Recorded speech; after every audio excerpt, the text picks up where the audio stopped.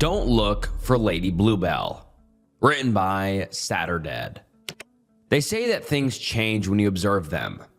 For example, my mom would look so proud at my childhood soccer games, but she'd immediately change the moment she noticed me on the substitute bench. A moment of observation, intended or not, can change everything. One summer, my parents drove me out to a nearby national park. They had a junior ranger club where kids were introduced to all manners of wildlife knowledge and survival trivia. I wasn't sure about it at first. It seemed like just another thing on a long list of nothings. But I gave it an honest shot, along with a dozen other kids, and the chemically positive ranger accompanying us. We had craft sessions, survival training, cave exploration, and all kinds of games. Unlike sports, it wasn't just about beating an opponent. This was about cooperation, to work together. Seeing us all work towards a common goal changed something in me, brought out something good. I enjoyed that. Back in July of '98, all 12 junior rangers set out on a spotlight night walk. Along with our guide, we were to pack our own survival kit and make our way to one of the ranger stations. There, we'd unpack and be graded based on what we'd chosen to bring. There was this excitement in the air. It was like a graduation of sorts. We were to become official wildlife stewards, they called it. We excitedly paired up in a buddy system, 2 by 2, and followed the trail. It was supposed to be uneventful. The man in charge, Ranger Dan, had done that walk every summer for the past 12 years. He was prepared for a lot of things, but nature had other plans that night. I remember him holding up a hand, silently asking us to stop and listen. There was this deep groaning noise off somewhere in the dark. I heard rustling bushes and crackling saplings. I saw 2 gleaming stones reflecting the shine of our flashlights. A black bear. Looking back at it, it really wasn't as bad as it sounds. The bear sniffed at Ranger Dan for a bit and wandered off, but to a group of 10-year-olds, it was like staring at death itself. My buddy panicked and bolted into the woods. We're not allowed to ever leave our buddy, so I did my best to keep up with him. I yelled at him to stop, but by the time he did, we'd been separated from the rest of the group. I couldn't even see their flashlights anymore. Luckily, they used to have a system in place to help lost visitors navigate. They called it the Lady Bluebell system. All over the park, they'd wrap blue tape around the trees and tie a bell in the direction of the closest ranger station or trail. Even in the dark, you could hear a bell go off every now and then, and you could check the bell to get a direction. Spotting that blue tape immediately improved our odds of survival. We'd been taught that if all else fails, all we had to do was to follow 3 simple rules. Stop, listen, look. Lady Bluebell takes you home. Those were the rules. That first moment when I realized we were lost was horrifying. I could barely breathe, like I was choking on the darkness. My buddy was having a panic attack, but I did what I've been told to do. To stop, listen, look. Lady Bluebell would take me home. And I swear, not only did I hear that bell, I saw her. A tall woman in a blue dress off in the distance. A sun-tanned arm pointing us in the direction of the trail. Long, dark hair framing a brilliant smile. A warm presence in the dark of night. Maybe I remember it wrong.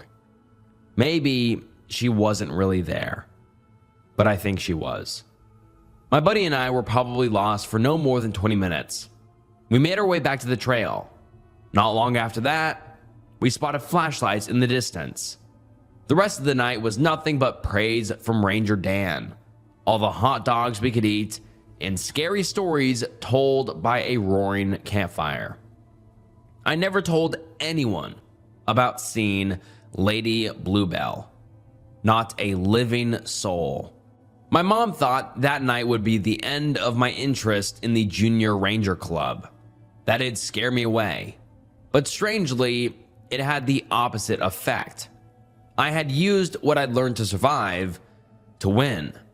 And this wasn't just winning a game. This was winning at life itself. I'd faced real, actual danger and lived to tell the tale. That's when I knew I wanted to be a park ranger. I got my Bachelor of Science in Forest and Natural Resource Management from MSU, worked a few different jobs, took a sabbatical, and ended up with a position at the Minnesota Department of Natural Resources in 2009. Nowadays, I'm the one running the Junior Ranger Club. Ranger Dan retired back in 2018, but still volunteers for the club in the summer. I've acquainted myself with the area for over a decade. I'm confident when I say that I know my way around. I know what animals roam which areas, and I can tell by these shifting seasons what is to come. I know how flash floods smell, and I can tell by the taste of the air when a lightning storm is coming. Still, every now and then, Mother Nature surprises me, and sometimes she gives way to something different entirely. The park has changed a lot too. The Lady Bluebell program, for example. Over the years, it evolved into a sort of mascot. She was portrayed as this radiant woman in a blue summer dress. She also had her sidekicks like the mischievous Ricky Raccoon and the ever somber Sunny the Sad Sunflower. There were comic books, trading cards, stamps, merchandise. She was a beloved icon. They hired a woman to dress like her every summer, to welcome the Junior Rangers and teach them the system. Lady Bluebell was sort of our Smokey the Bear, telling kids how to behave in the park to keep themselves and others safe. I loved it. Long after the end of Junior Ranger Club came to an end, I still collected all sorts of Lady Bluebell memorabilia. But there were issues. Over time, some visitors to the park began stealing the blue tape, keeping it as a souvenir. Others just took the bell. Some moved the bell around, purposefully pointing it in the wrong direction. Over time, the effort and resources required to constantly fix the system started to outweigh the benefits.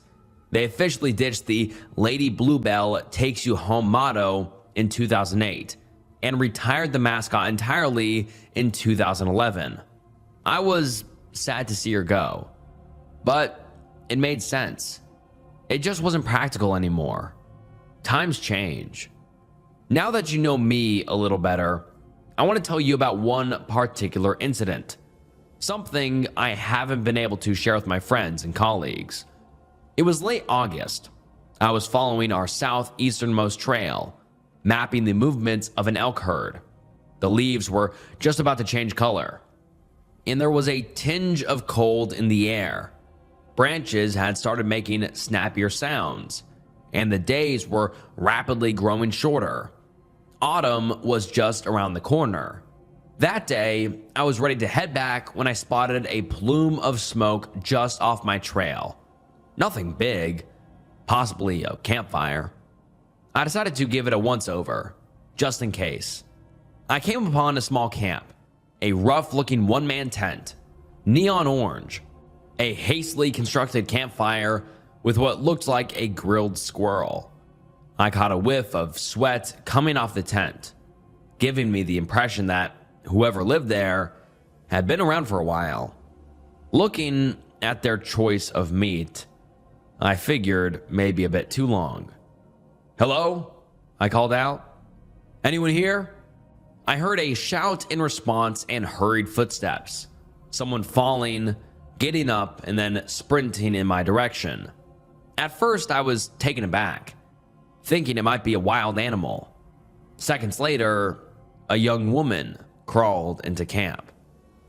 The best word to describe her was disheveled. Her hair was a tangled mess, and she was deeply sunburnt on her arms and face. Her lips were dry and pale, and her hands were shaking. The moment she saw me, her eyes welled up with tears.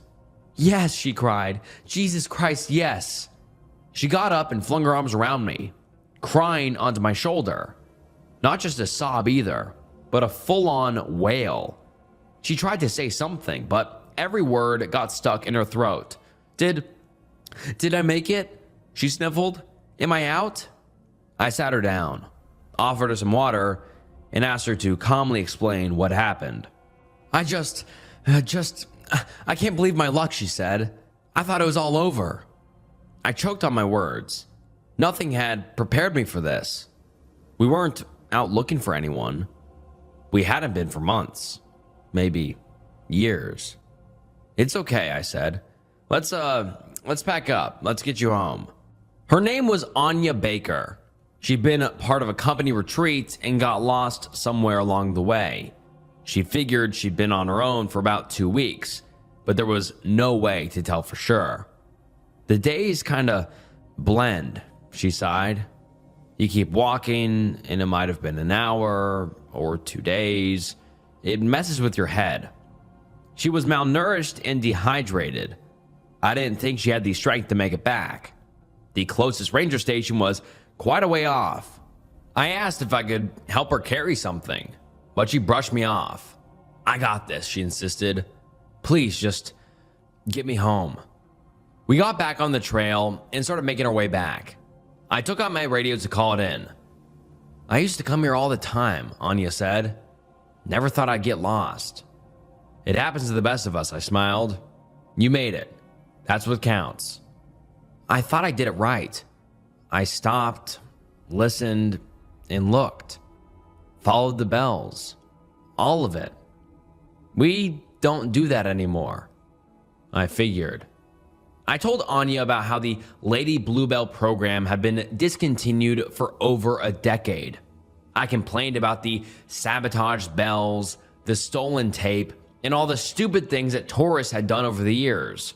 Frankly, I found it strange she'd found any bells at all. I hadn't seen them for years. But there were more immediate concerns.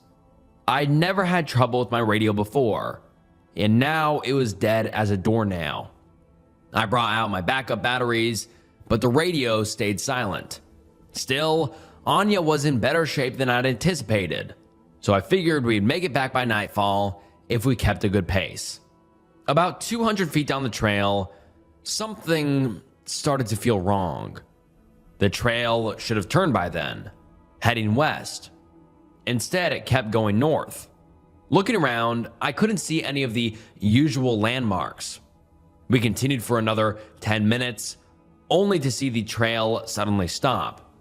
Not slowly disappear into the moss, but stop altogether. There were no trails like that. Not on that hike. Not for as long as I'd been there. I wasn't taking any chances, and there was no point dwelling on it. The radio was busted, so I picked up my flare gun. It was only one shot, so I had to make it count. I aimed up, asked Anya to step back, and fired. The light soared into the sky with a whoosh, bathing the treetops in an intense red glow. Those things are louder than you think. It's nothing like the movies. "Now we sit tight," I said. "They can't find us if we keep moving." "So we buddy up," Anya smiled. "That's what you're supposed to do, right?" "That's right," I nodded. "You a junior ranger?" Anya made herself comfortable on a log and took a swig from my canteen. "Lady Bluebell takes you home," she sighed. She shook her head and handed back my canteen. A twinkle in her eye came and went. Not anymore, it seems. We stayed out there for hours. We shared a protein bar, and Anya helped me set up a campfire. To my surprise, there was a stream nearby. There wasn't supposed to be, but there was. We boiled some water, refilled my canteen, and made ourselves comfortable. It could be hours before someone got to us. It didn't take long for the sky to turn black. I figured no one would find us in the dark, so we set up camp. Anya had her tent and I had a hammock. We both went to bed early, but I couldn't get any sleep. My new buddy was out cold though. I guess the excitement of seeing another person for the first time in weeks was enough to wear her out. I, on the other hand, was anxious about not finding my way back. It didn't make any sense.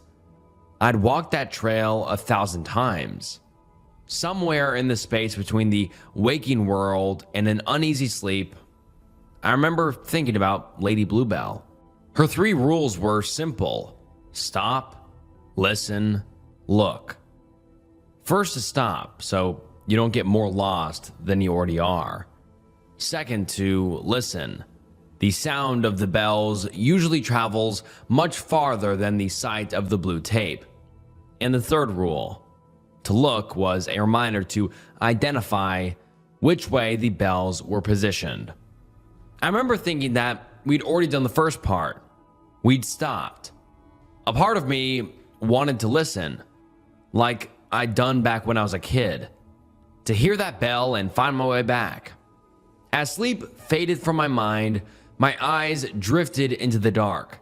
I noticed a strip of blue tape wrapped around a nearby tree. Strange that I hadn't seen it before. Maybe it wasn't there until I started to look for it. Anya was awake long before I was. She'd heated up a bag of chickpeas from my bag and sliced up some salami. Simple stuff, but all you needed to keep going. I went to refill the canteen again, but couldn't find my way back to the stream. Realizing it just wasn't there anymore made my blood run cold. I wasn't used to doubting myself. I knew these woods like the back of my hand, and suddenly it felt like I'd found an extra finger. None of this made any sense. I checked my map and double-checked my compass. There was nothing even close to a landmark in our vicinity. There were no obvious elevations, lakes, or rivers. I was running out of options. It took me a moment to realize that Anya was staring at me from across the campfire, having picked up on my anxious fiddling. She gave me a reassuring smile. "I saw her once, you know," she said, "back when I was a junior." "It's not uncommon," I added. "Lots of kids think they see her." We all made her up in our minds, trying to convince one another that she was real. "No, I mean, I really saw her. Dress and all, tall as hell." Anya finished up her last spoonful of chickpeas. "I was out fetching firewood. I wasn't even lost. She just stood there, looking at me. Shadows can play tricks on us." "No, see, that's the thing," Anya laughed. "It was the middle of the day." We waited all day long, morning, afternoon, and long into the night. Still not a soul to be seen. No flares going up, no sounds in the distance. It was just me, Anya, and miles of forest. A forest that should be familiar to me, but somehow wasn't. We decided that, come morning, we would make our way back on our own. Heading straight north should bring us to one of the main trails, no matter our approaching angle. I couldn't bring myself to tell Anya that I, too, had seen Lady Bluebell. After all these years, I still couldn't believe it, even though it'd been just as clear as the way Anya just described it. That night, I stayed up listening to the howling wind. I tried to ignore it, but I couldn't. I couldn't help but listen. And the more I tried to avoid it, the more I heard it. And there, hidden in the breeze, was something else. Distant bells, urging me to look. To look for Lady Bluebell. The next day, we packed up and got moving. Anya was much better off than when I first met her. Having snacked on most of my backup rations, I still had some left, but we'd have to start foraging soon. Still, the trail shouldn't be more than a few hours out, at most. But then again, nothing seemed to be where it ought to anymore. We hiked through a clearing, stepping over collapsed trees and knee-length grass. Then I spotted something in the distance. I waved Anya over, and we took a detour. It was one of our old stop, listen, look signs. I hadn't seen one in years. It was a bit roughed up, but still legible. However, it'd been slightly altered. Someone had added "don't" to every line with a bright blue paint. Don't stop. Don't listen. Don't look. Lady Bluebell won't take you home. Did you? No. Anya interrupted. That's new. We came to the same conclusion. We weren't alone out there. We continued north, but I couldn't help the feeling that there was something off about the whole area. I started to notice little details all around, broken branches and paths in the grass. There was a spot next to a large rock that looked like someone had been sleeping next to it.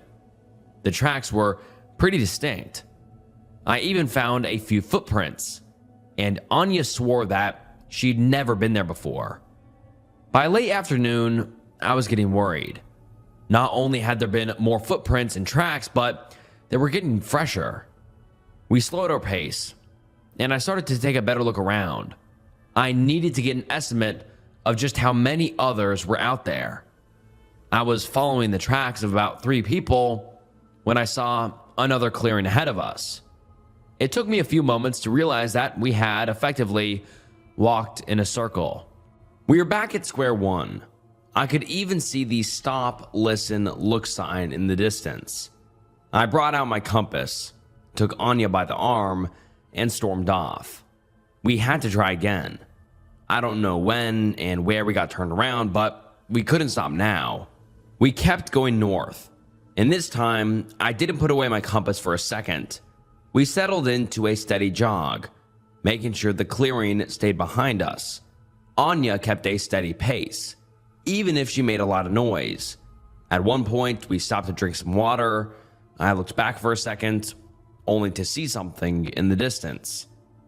I couldn't tell what it was, but it was standing upright. No, not just standing. Running. At first, we didn't understand what we were looking at. It took me several seconds to realize it was even human. A young man, no older than 17, maybe 18. Rough hair with cuts all over his legs and arms. He was only wearing a pair of torn jeans, darkened by weeks of built-up dirt. He didn't run like people usually do. He was hunched over and flailing with his arms. He kept doing this strange motion with his neck, like a bobblehead, never standing still. As he got closer, I could hear this constant mumbling, not a scream or a whisper. It was like he was trying to maniacally force little words into every exhaled breath. I couldn't hear what he was saying. I only understood that it was repeating. Anya backed away, but it was clear that he was heading straight for us. That's when I noticed the sharpened flint in his hand. Before I realized what was about to happen, he charged at us. He went for Anya first, but she was too quick for him. As she ducked behind a tree, I moved to intercept. I grabbed my camping shovel from the side of my backpack and took a wild swing. As our attacker turned to face me, my swing clocked him right across the side of the face. There was a deeper cut than I'd anticipated, severing parts of his ear. He reeled back and fell over. He struggled to regain his balance, but the head trauma made his eyes spin. His mouth kept opening and closing like a fish out of water, forming these same words over and over again. Don't stop, don't listen. His eyes locked onto mine. His pupils widened as a shiver worked its way into his voice. Shaking his head, a tear escaped him. Don't look, he quivered. Don't look. His eyes flicked to something off my side, a piece of tape, hanging off a broken tree. As I tried to assess his wound, he burst into movement. No longer able to run straight, he toppled over into a bent-over gallop, bracing himself against trees and stumps as he fled in panic. I heard branches snapping long after he was out of the sight. Anya just stood there, frozen. I tried to put my hand on her shoulder, but she reflexively slapped it away. I could see she was on the verge of hyperventilating, barely holding on.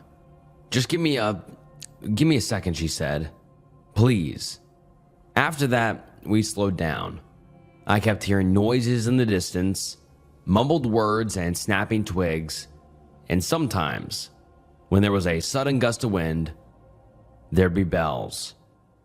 Sometimes one, sometimes several. But we stayed the course, moving north. As night fell, I realized that I didn't want to stop. Whenever I stopped, the sounds would get louder. The bells would get closer. Whatever lurked in the dark seemed to gain on us.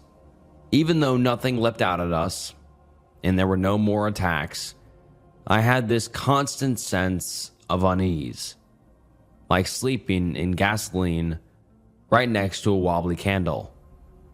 Anya wasn't faring much better. She sat next to our campfire for hours, slowly rocking back and forth.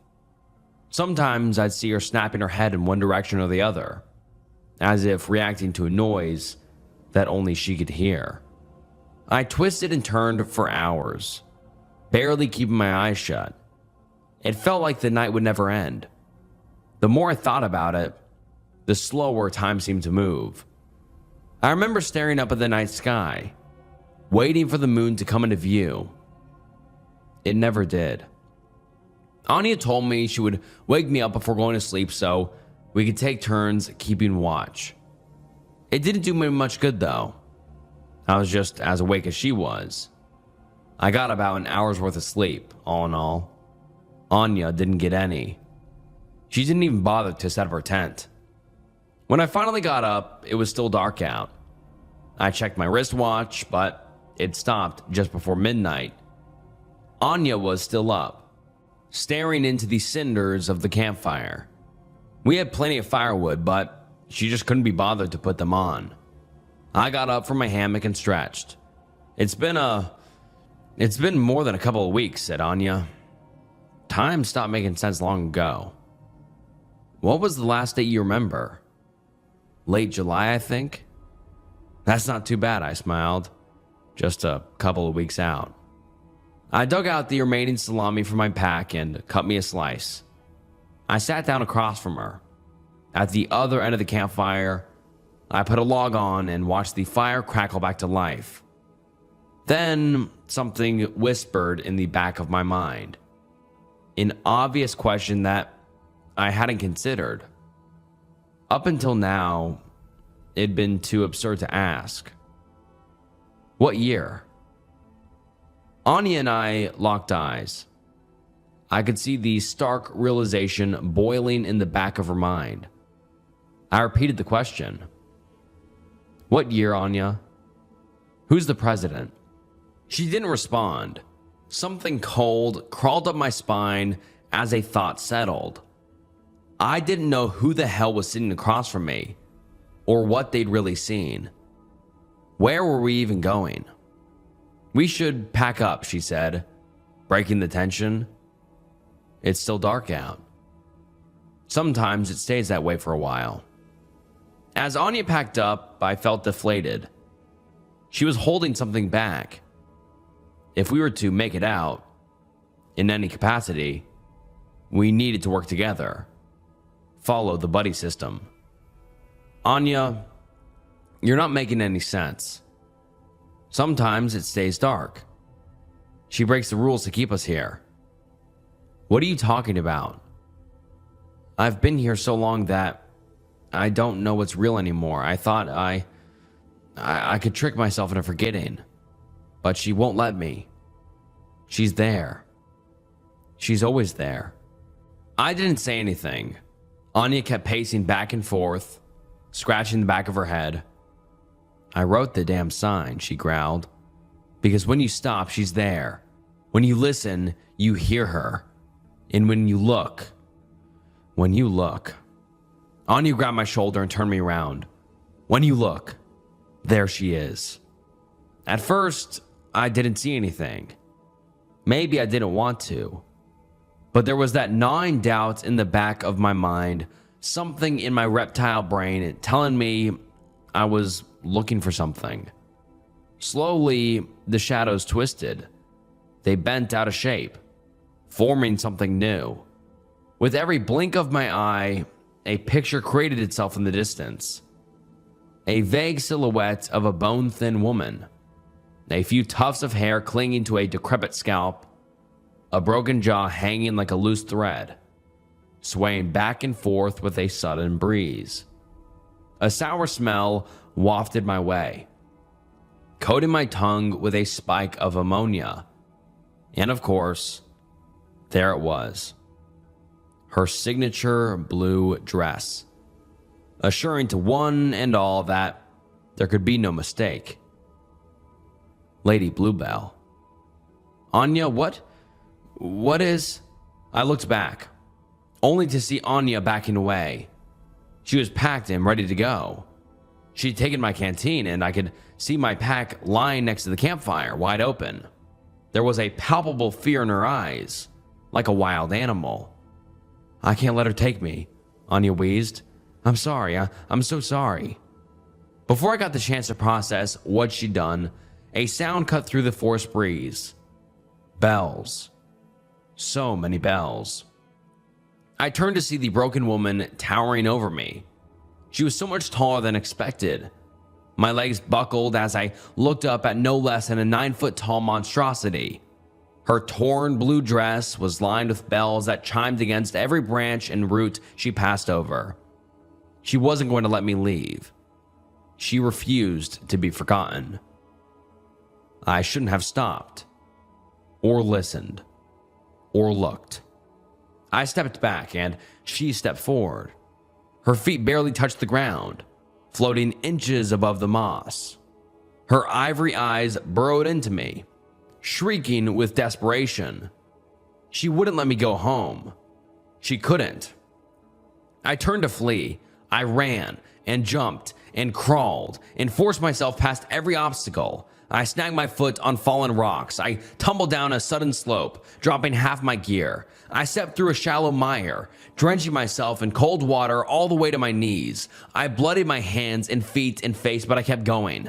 And somewhere along the way, the sun rose. Wheezing for air, I realized I couldn't hear the bells anymore. But the moment I stopped to listen for them, I heard one. No, I yelled out loud. No, stop thinking. I bit down on my thumb and screamed. I shouldn't listen. I shouldn't stop either. I had to keep going. It all reminded me of what my teachers had said years ago, how the world changed when we observed it. Maybe if it wasn't for the people coming, listen, and look, there would be nothing to see there. Maybe by keeping people around, a part of her collective self remains. I don't know how long I was out there. At least a couple of days. I kept moving, stopping only for short bursts of rest. Sometimes I'd dream of bells, and I'd wake to hear them. The slightest thought of Lady Bluebell drew her to me like a moth to an open flame. I'd heard the bells long before I saw her, but one would always accompany the other. She was always there, a stray thought away. I survived by eating boiled pine cones, roots, and eggs from warbler nests. I tried to track my progress, but there was no way to navigate. I'd either end up where I came from or going in the wrong direction. I saw that same sign in that same clearing at least a dozen times. Don't stop. Don't listen. Don't look. My feet chafed, and I'd grown a solid bear stubble. Having barely slept, I was having trouble shaping cohesive thoughts. I remember sitting by a stream, not knowing how I got there.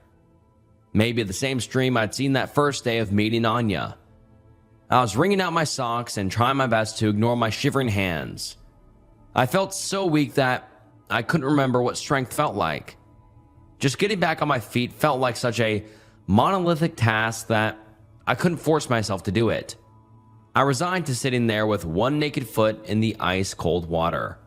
My skin color faded as my blood cooled from a painful purple to a sickly blue. It took me a few moments to realize I wasn't alone. But it wasn't Lady Bluebell. It was Anya, just across the stream. She looked at me with this air of pity, apologetically even.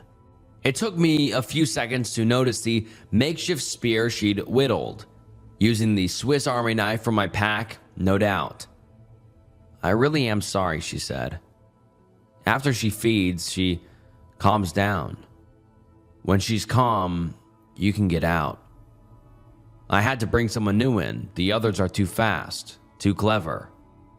I didn't even care. I couldn't bring myself to curse or scream. I just hated Anya and what she turned into. I kept my eyes on the stream, watching the water turn my foot a new tint of blue. "Just take a nap," she said. "Lean back and let it happen. No fuss, no drama." I barely listened. All I could think of was that tinge of blue forming at the edge of my toe. It made me think of her. It made me think of Bells. It made me look for her. "That's it," said Anya, readying her spear. "I'll just give you a little tap to make sure we won't have any problems." I looked down at my hands, covered in scabs and bruises, my wet socks clinging to my thigh. Suddenly, a pain shot through my left leg. A quick jab from her spear, and my body exploded with damaged nerves.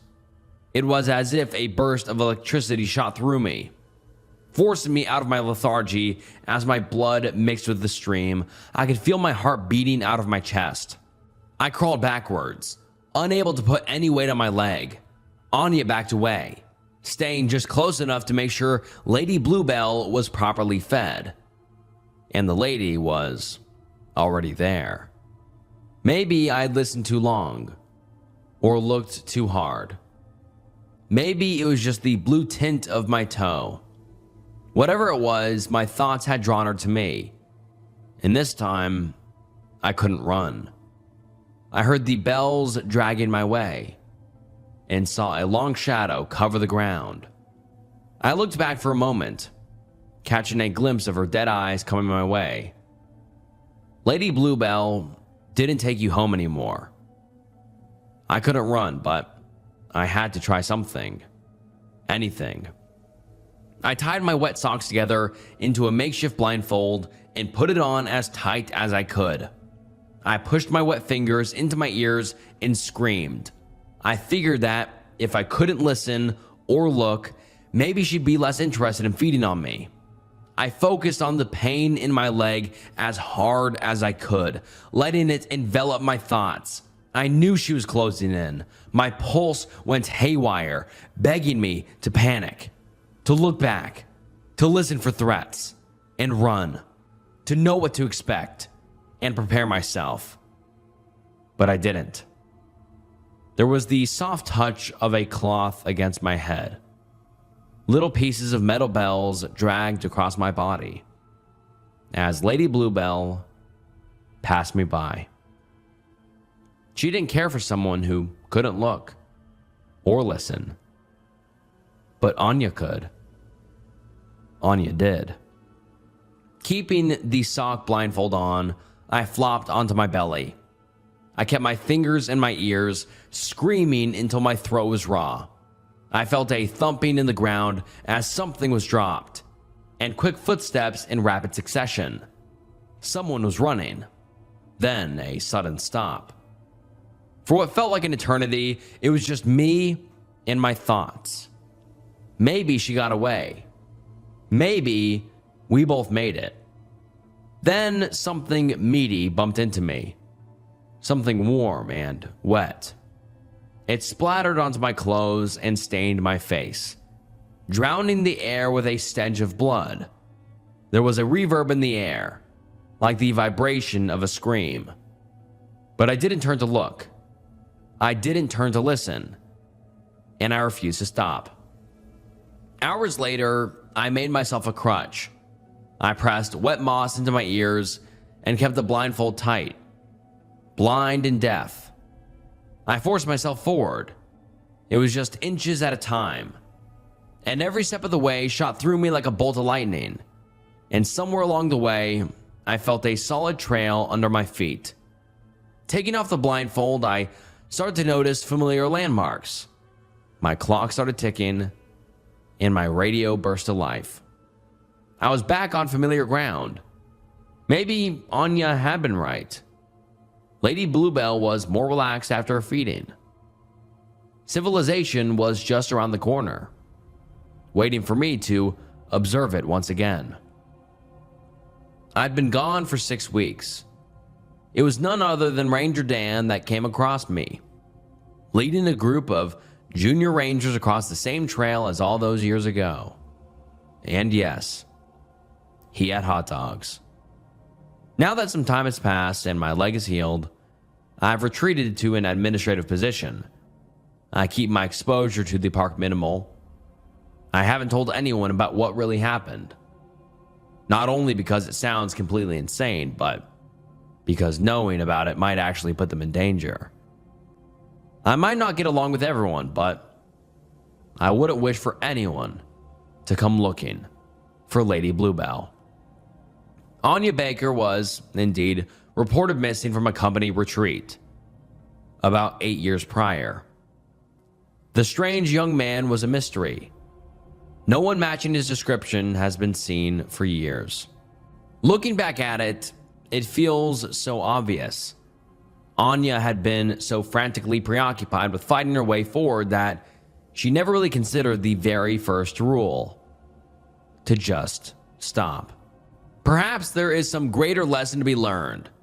There were so many of us that never wanted Lady Bluebell to leave. We stopped along the trails to listen and look, hoping some part of her was still out there. Maybe we were just looking for our childhoods. I know I was. I believe that she was some collective consciousness of belief, remaining in a forgotten part of what the park used to look like. A creature we all made and abandoned, like the ghost of someone who never truly was. Maybe the world changes when we look at it, and sometimes it changes when we don't. And in the deep dark of those unseen chasms, things still grow. Unheard, unseen, and unstoppable. No one understands me anymore. I mean that literally. Written by Sophie the Toad. This all began 3 weeks ago, after my almost year-long relationship with my ex ended. Things were amazing with Lily at first. She was hot, way out of my league. But what really made me fall for her was how well we meshed together. How seamlessly we understood each other. She met my every need, big or small. I'd have only just put my fork down to reach for the tomato sauce, and she'd already be passing it to me. I'd sink onto the couch, in the mood for a good horror movie, and before I could suggest the idea, she'd smile and say, "This feels like a horror movie night." I'd wake up from some pretty heated dreams, and she'd already be swinging her leg over me, ready to start the morning exactly how I imagined it. So after 5 months, I made the very smart, not all too soon decision of asking her to move in with me. It was amazing. At first, she was the first girl I'd ever met who didn't care if I played video games for hours, because she'd just sit beside me the whole time, watching me play. She didn't care what I did, as long as I was within reach. Always within reach. Her nails would trail circles on the back of my neck, glide along my arms, or she'd just rest her foot on top of mine. She constantly wanted me in touching distance. I loved it at first. I knew we were probably getting a bit too attached to each other. I stopped seeing my friends as much. I called my family less. Then one day after work, the guys invited me to the pub. It made me realize it'd been way too long since I hung out with them. I didn't see the problem and texted Lily to let her know I'd be home late. Just a few pints. There was a Skimpy at the bar, so I didn't stay long. I didn't even look at her. I averted my eyes out of respect for Lily. I was a good guy, a good boyfriend. When I got home, Lily was livid.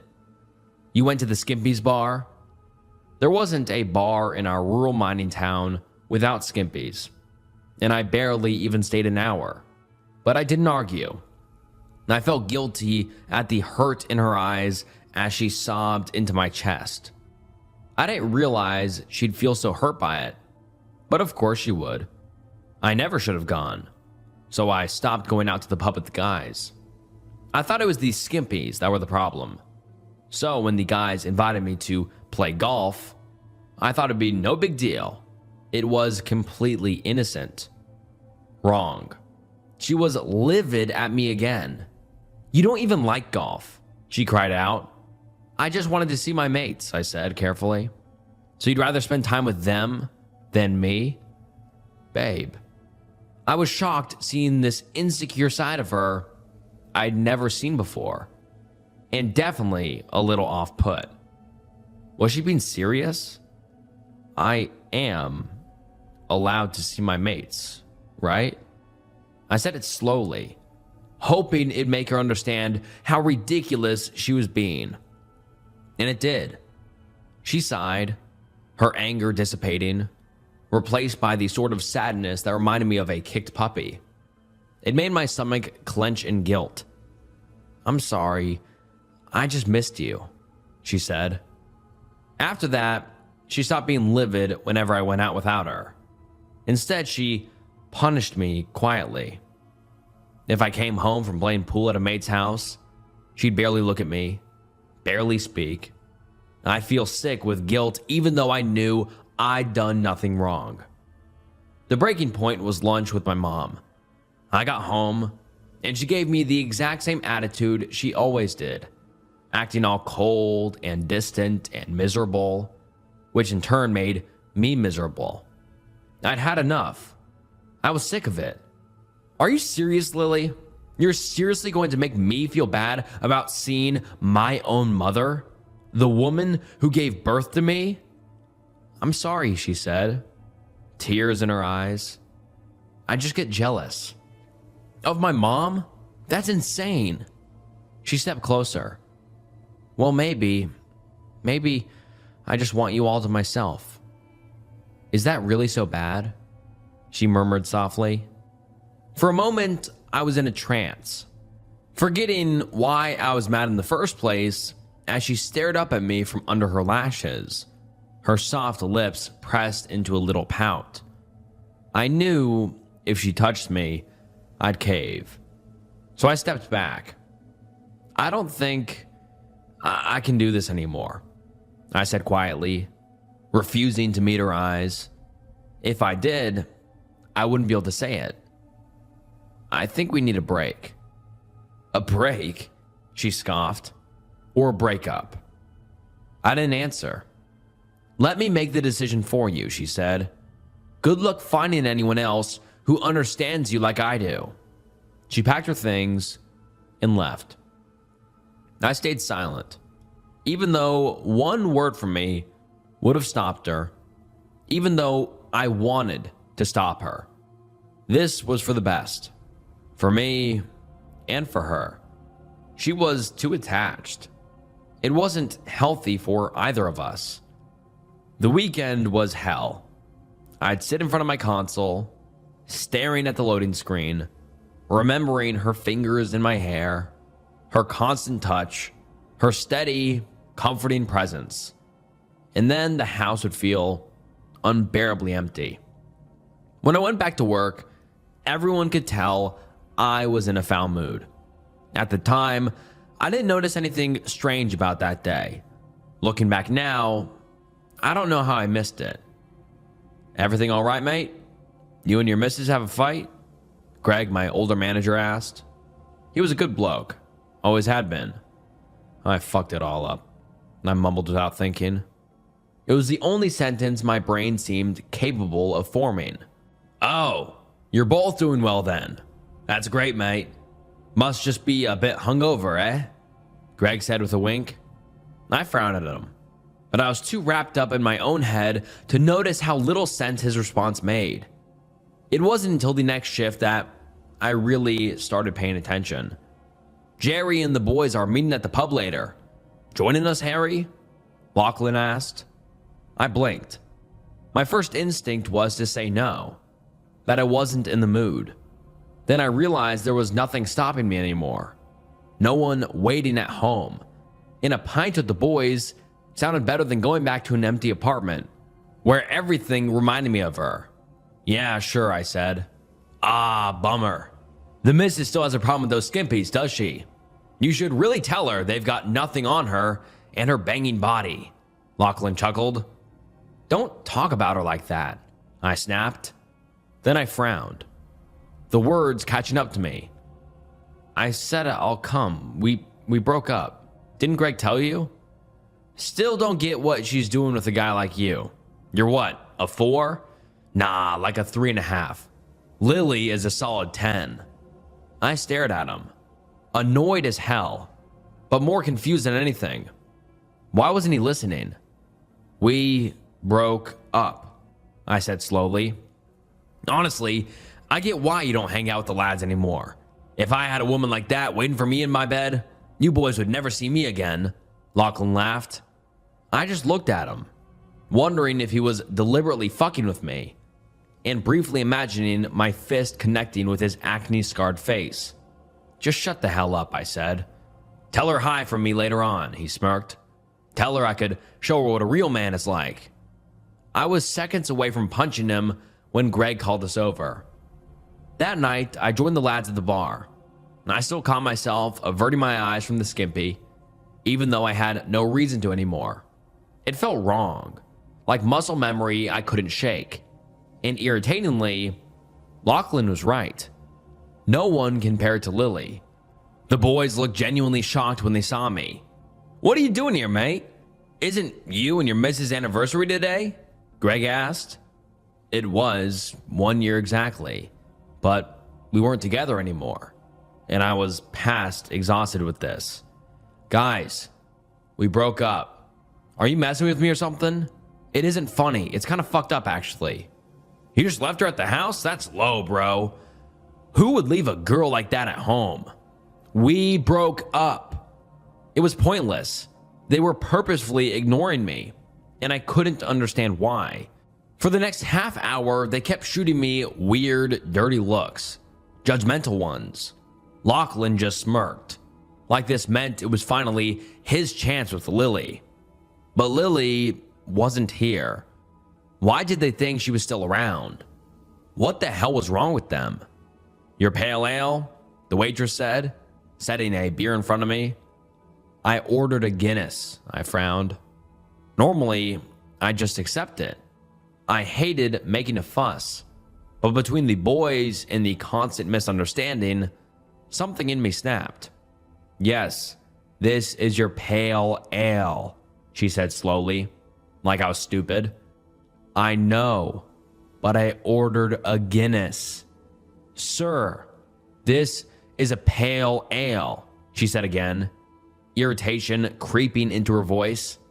I know. I was seething. Why did she look annoyed? I ordered a Guinness. I already told you, this is your pale ale, she snapped, crossing her arms before storming off. I stared after her, completely disoriented. What the hell is her problem, I asked. No one answered. I turned back to the boys, searching their faces for anything that backed me up, but they were all glaring at me. What's the matter with you? Greg demanded. Have you gone mad? My chest tightened. Was I going mad? Or had everyone else? I'm sorry, I said instead. I've been a mess since Lily left me, all right? You didn't even buy her roses? Greg's eyebrow shot up. On your anniversary? Go back home to your missus, mate. Go make things right. What the hell? I stood up, my heart pounding, and left the bar. My thoughts were spiraling. What is going on?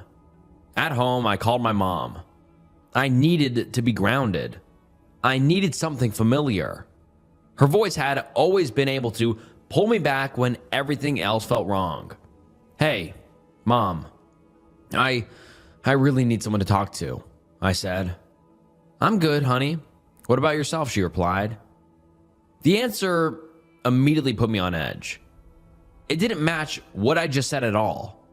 Still, I told myself she hadn't heard me properly. Mom's hearing wasn't always the best. Not great, honestly. Lily and I broke up a few days ago. My throat tightened as I said it. Tears stung my eyes. The first time I felt close to crying since she left.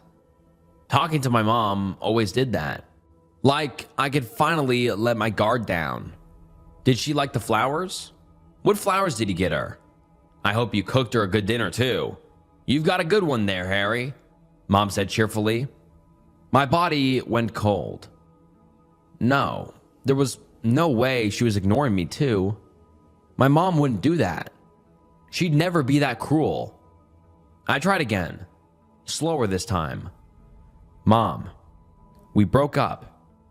Lily and I broke up. That's wonderful. I'm so happy you found such a beautiful relationship. You better put a ring on it soon, she laughed. I hurled my phone across the room. My chest rose and fell as I paced. Why didn't anyone understand what I was saying? Lily's voice echoed in my head. Good luck finding anyone else who understands you like I do. My thoughts raced. It was ridiculous, impossible, but I couldn't shake the feeling that this was somehow her doing. Had she told the boys to mess with me? To make me feel crazy as some kind of punishment? I was sure most of them would do anything if she smiled at them. But my mom too? That didn't make sense. Needing answers, I rushed back to my phone, relieved to see it hadn't cracked. The call was still connected. Harry, are you there? Yeah, I've got to go, Mom. Love you, I said. Yes, I am looking forward to lunch next week, she replied pleasantly. Even that didn't line up with what I'd said. I ended the call with a shaky breath and dialed Lily's number, only hesitating for a moment. She picked up on the first ring, just like she always used to. Lily had always been within reach, always there when I needed her. Harry? Her voice was soft, sad. My chest tightened instantly. I had missed her voice more than I wanted to admit. I forced myself to stay focused. Did you tell everyone to mess with me? Mess with you, she repeated. Relief flooded through me so sharply it almost made me dizzy. For the first time in days, someone had responded in a way that actually made sense. She wasn't ignoring me. She wasn't twisting my words. She was listening. She was understanding me. Harry, what are you talking about? I hesitated, suddenly aware of how insane I sounded.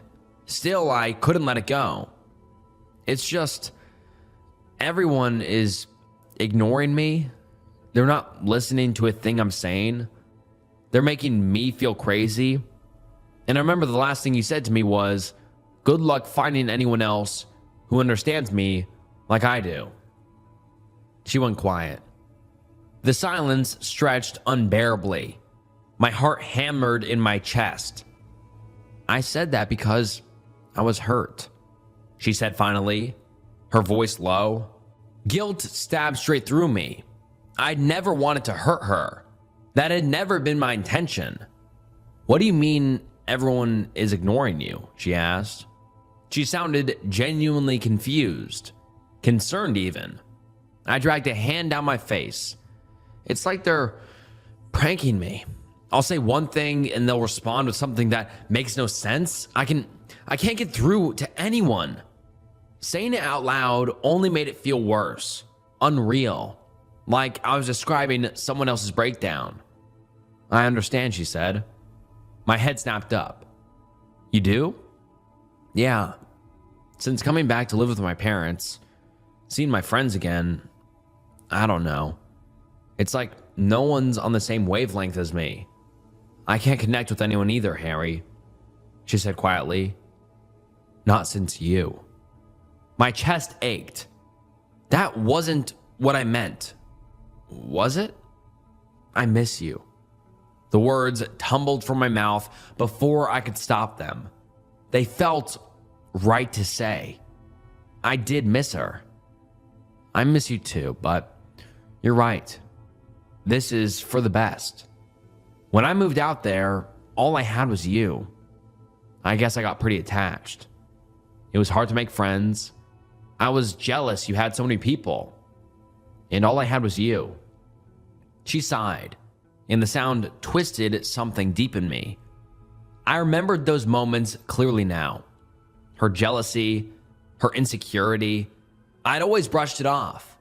But I'd lived in this town my whole life. She'd left everything behind for me. Family, friends, her entire support system. Of course, she'd clung to me. Why had that ever felt like a problem?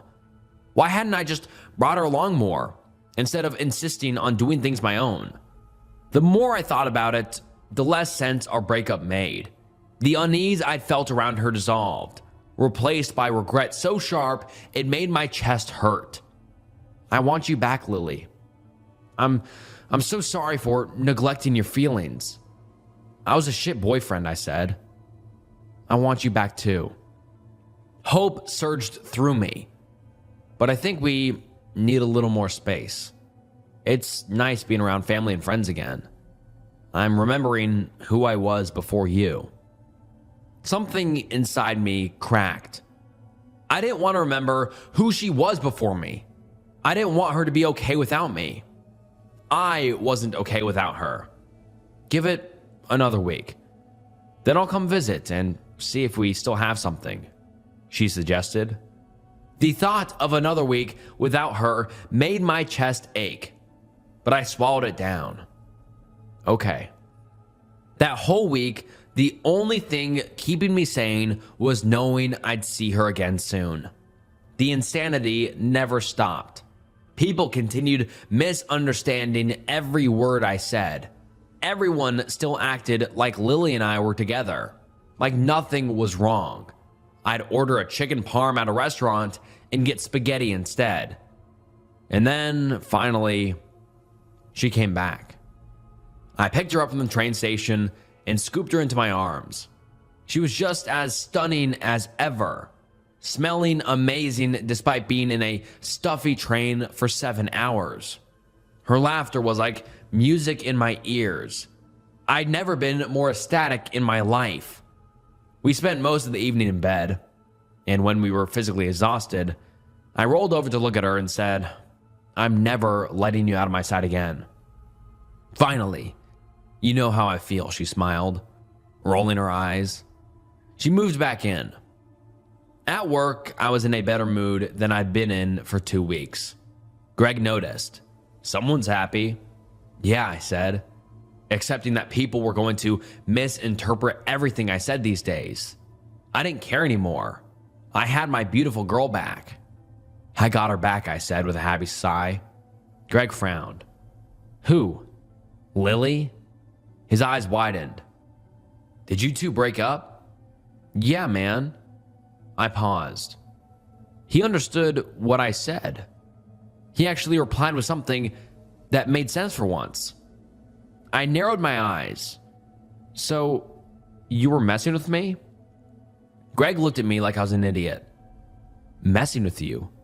Man, what are you talking about? All those times I told you we'd broken up, you did hear what I said? Didn't you? I accused?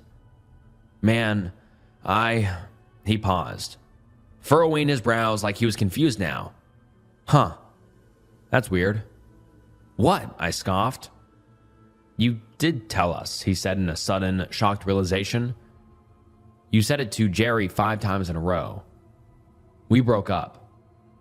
That was when I had decided to just mess with them back a few days ago. I'd stared at Jerry with a flat look and repeated it robotically. And he just chuckled and said, "Yeah, I guess the weather is nice today, man." "Weird. I swore you were going on about some other thing," Greg said. "Wait, you said to me you shit your pants." I almost laughed. That was also when I was messing with them. I just looked Greg directly in the eye and said, "I shit myself," to see how far he'd take this weird prank. But he just clapped me on the shoulder and said, "That's great news, man." I stared at Greg, a cold, uncomfortable feeling washing over me at the genuine confusion on his face. "Dude, we thought you were losing your mind. Why did I think it was normal for you to say, 'Let's go golfing'? You hate golfing. You'd never suggest that. What the hell?" He stepped back, looking like he wanted to vomit. "I feel weird, man," he said. "Are you okay?" I asked, genuinely concerned. "Yeah." He furrowed his brows to give me a weird look.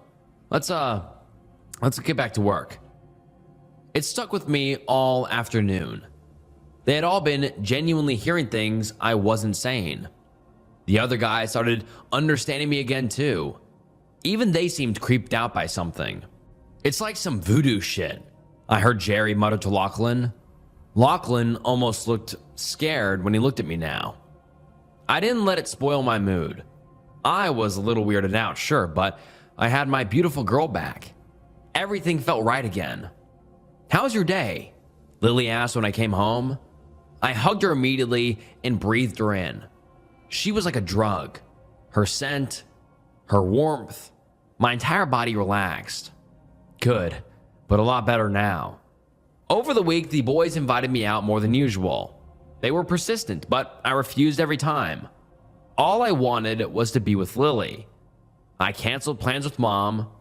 I wanted to spend every minute with her. I even started thinking about quitting my well-paying job for a remote one so I could stay home. Anything to be surrounded by her.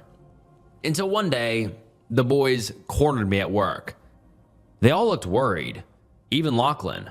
"Something's happening to you, man," Jerry said. "And it's because of Lily." "What?" I laughed, shaking my head. He stayed serious. "What do you even know about her?" The question hit me like a punch. "What do you mean?" "I mean, like, what does she do? Does she work? Where does her family live? How did you meet?" Greg asked. My mind went blank. I didn't have answers to any of it. But that wasn't the worst part.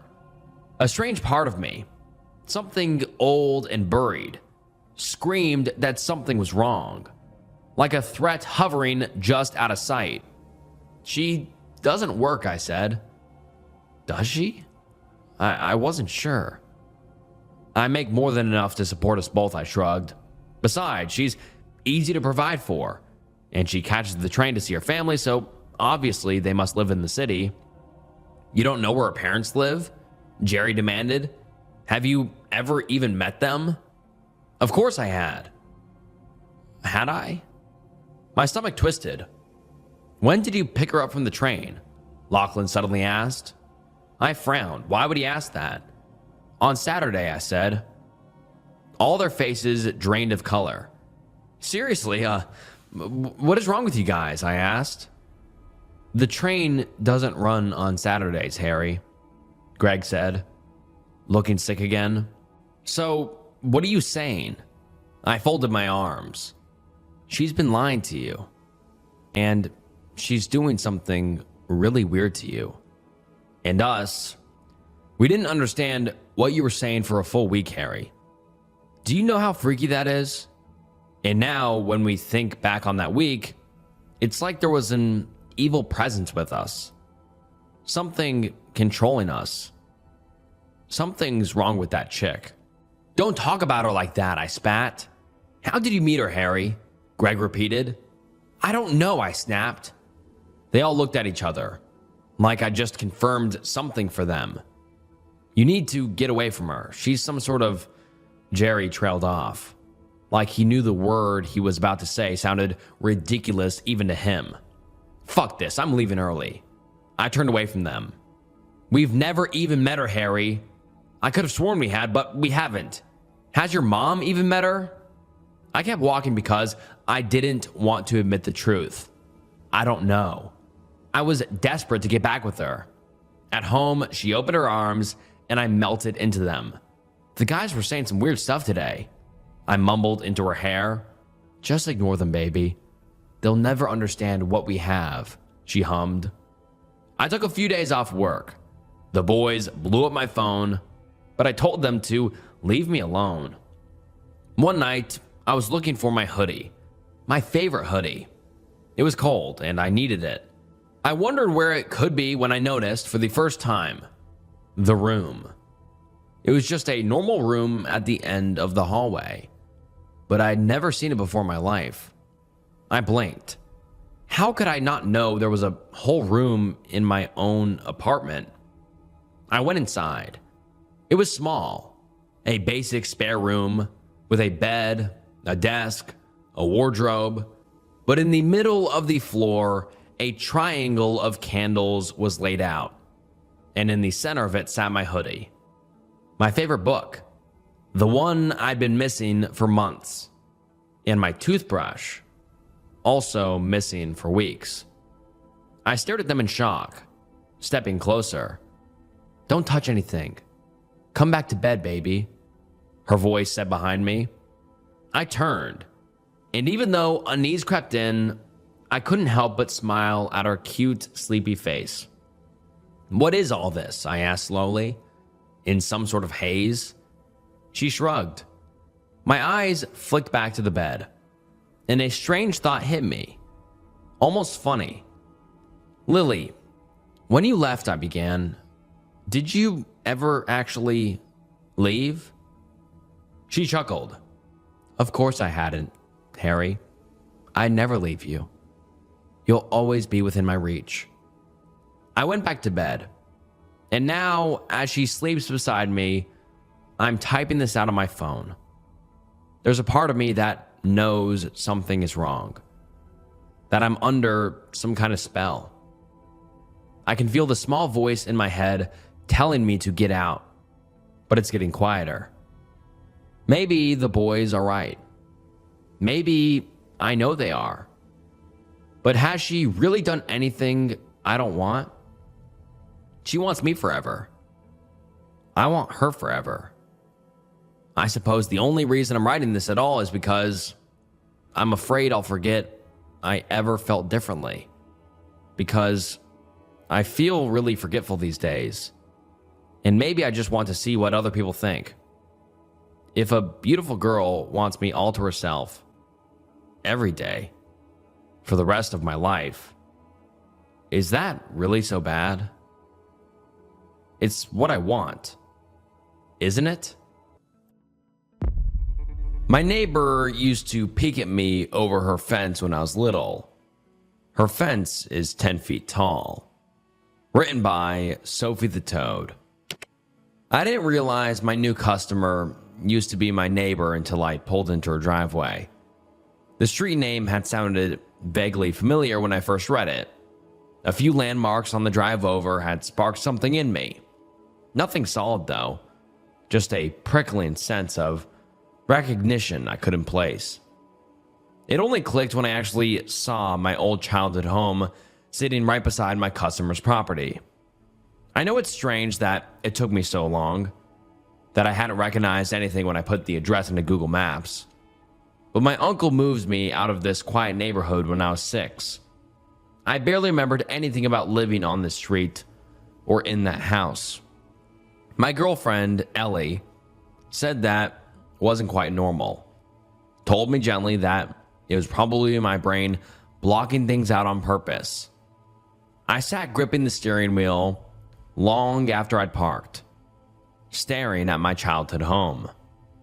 It backed onto a large woodland area, tall trees looming far above the ground. The bungalow itself looked abandoned. Shattered windows, empty bottles scattered across dead yellow grass. Clearly, no one had lived there for a long time. A heavy pressure settled in my chest. For a moment, I considered leaving. But I'd only started my lawn mowing business a few months ago.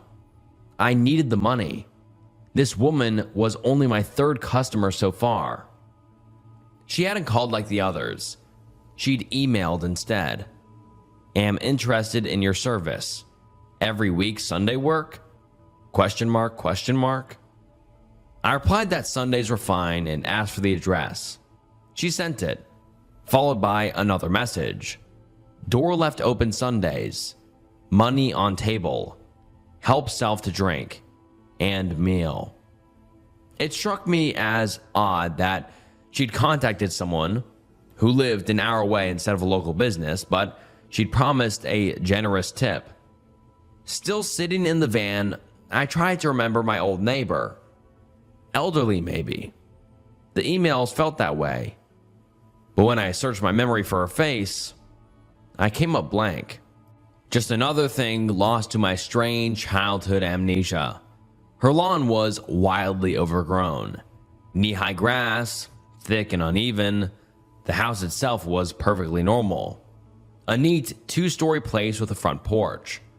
Well kept enough that the state of the yard felt odd, almost like a choice. I hesitated, wondering if I should knock or just start the job. In the end, I got to work. Part of me didn't want to meet her yet. I was delaying it. I couldn't explain why. As I mowed, my gaze kept drifting to the fence separating her property from my old home. It was enormous, easily 10 feet tall. I couldn't believe something like that had been approved in a quiet suburban street. But it wasn't just the size. Every time I looked at it, pressure built behind my eyes. The sensation of a memory forcing its way up while something inside me resisted just as hard. The effort made my head throb. Then, for a split second, I remembered hair. Long, black strands, spilling down the fence from the other side, tangled and thin, draped over the timber, clinging to the wood, hanging there like a ragged curtain. I'd frozen on my cheap plastic tricycle. One of the back wheels was missing, so I had to balance my weight just right to keep it upright. It's strange, the useless little details that scramble back when everything else is lost. The hair shifted, and slowly, above the lip of the fence, a pale forehead rose. There were eyes, white and cloudy. I only saw them for a moment, but I knew immediately who they were peeking down at. Me. Only me. Then there had been a sound behind me. Maybe a voice. Maybe someone calling my name. The eyes vanished. The forehead sank out of sight. The hair slid upward, strand by strand, slithering back over the fence until there was nothing left at all. Cold washed through my body. I tightened my grip on the mower handle and focused on the lines of grass ahead of me. I didn't look at the fence again. Surely, it had just been my imagination. Something I'd invented out of boredom. No one could peer over a 10-foot fence unless they were standing on stilts or balancing on some ridiculous ladder. And even then, why would anyone climb that high just to look at a child playing in their backyard? It was too strange to take seriously, too absurd. And yet, an unease bloomed low in my chest and refused to settle. Because that image, hair spilling over the fence, eyes watching, was suddenly one of the clearest memories I had from the house. From that time. Clearer than anything else I could recall in over a decade.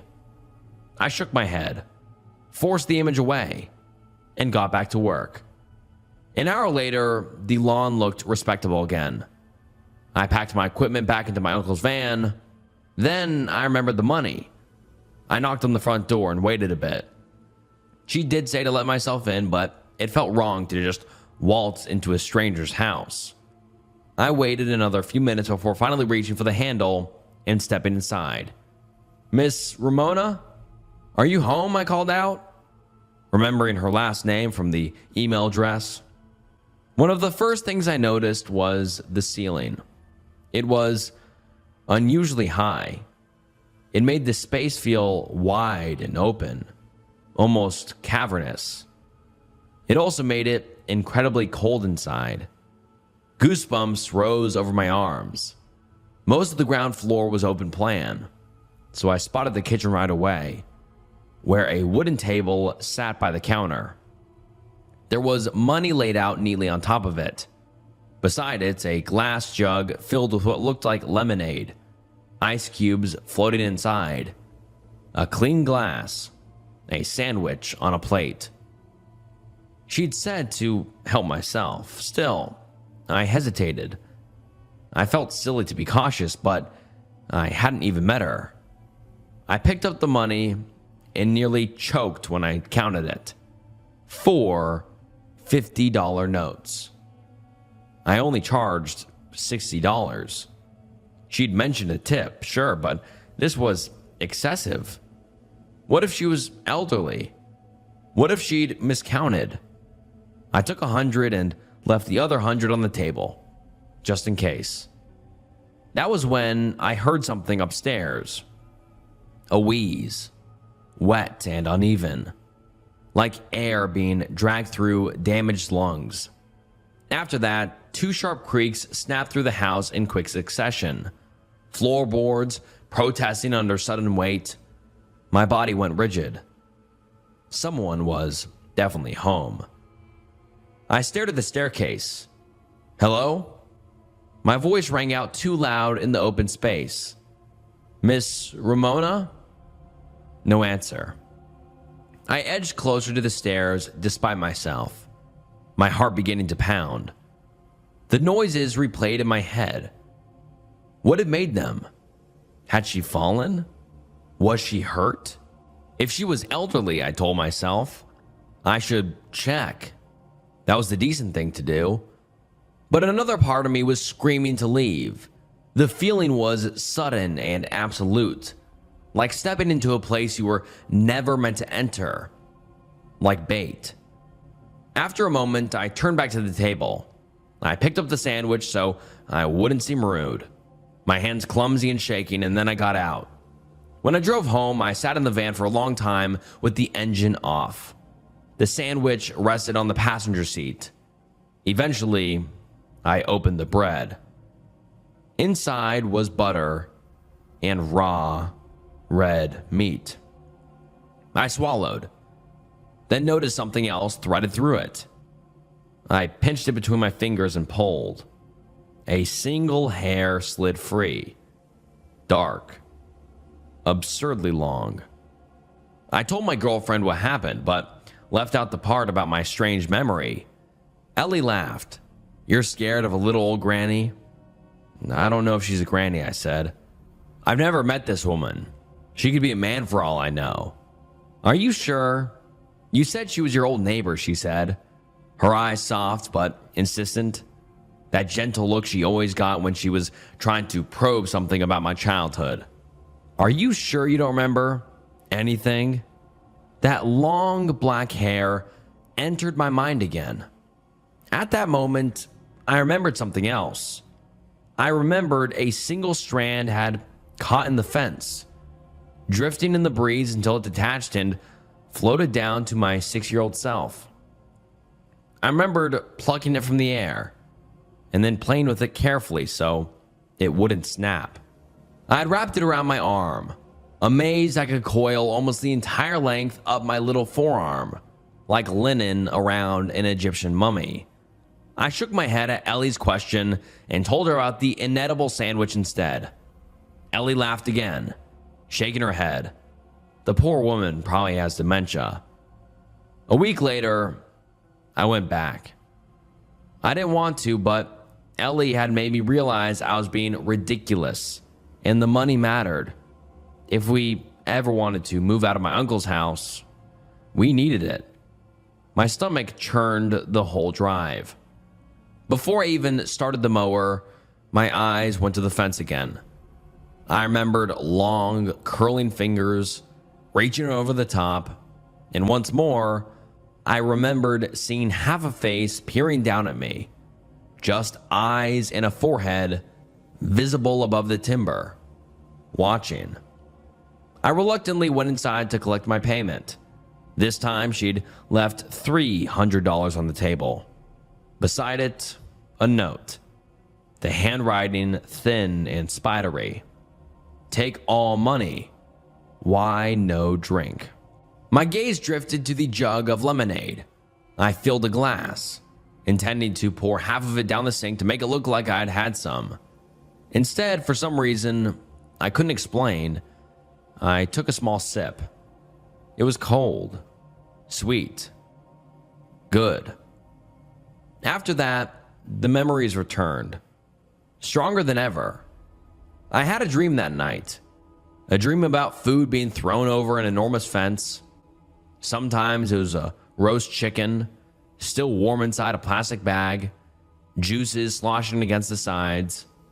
Other times it was a whole chicken, raw, feathers still clinging to pale skin. Sometimes it was fresh fruit in a cracked plastic container. Other times it was rotting apples and a thick slab of heavy red meat. I remembered the hunger. I remembered setting up a blanket over the bushes beside the fence, a small hidden nest where I could crouch and store what I was given. I remembered eating like an animal, devouring whatever was edible before anyone could find me. I remembered my scalp itching constantly, lice, multiplying, biting, crawling, with no one bothering to stop them. A whole kingdom of parasites living freely in my hair. Then I remembered the hand. It slipped through the narrow gap between the fence and the bushes where I sat with my back pressed against the timber, rustling the spindly branches. The hand was enormous but gentle. One long finger brushed the tangled hair out of my face. The itching faded. I stared up and saw nothing but the endless length of a thin gray arm disappearing over the fence. I remembered wrapping my small hands around that enormous finger and holding tight, crying into it. Then I remembered an angry voice coming from somewhere. The finger wriggled gently until I released it, and then the hand vanished. The arm withdrew. When I looked back up, only a faint wisp of dark hair was visible above the fence line. Someone tore the blanket away from my hiding place. They yelled, screamed in disgust. I was sitting on a hoard of food. A lot of it was rotting. There were flies. There were maggots. Hands grabbed my arm and dragged me out of the bushes and away from the massive fence so hard I thought the bone would snap. Stop, I screamed. The third time I went back to mow Ramona's lawn, I did not hesitate. Something had begun to clarify itself inside of me, like an image slowly coming into focus. And I knew I needed to speak with her. Ramona. Finally. I didn't know if the memories were wholly real, but pieces were fitting together now, clicking into place with a quiet inevitability. I felt closer to the truth than I ever had before, and instead of making my head ache, it planted something determined inside of me, something that refused to be quiet any longer. I thought maybe my neighbor had been a sweet old granny who babysat me sometimes. Maybe she fed me. Maybe she took care of me.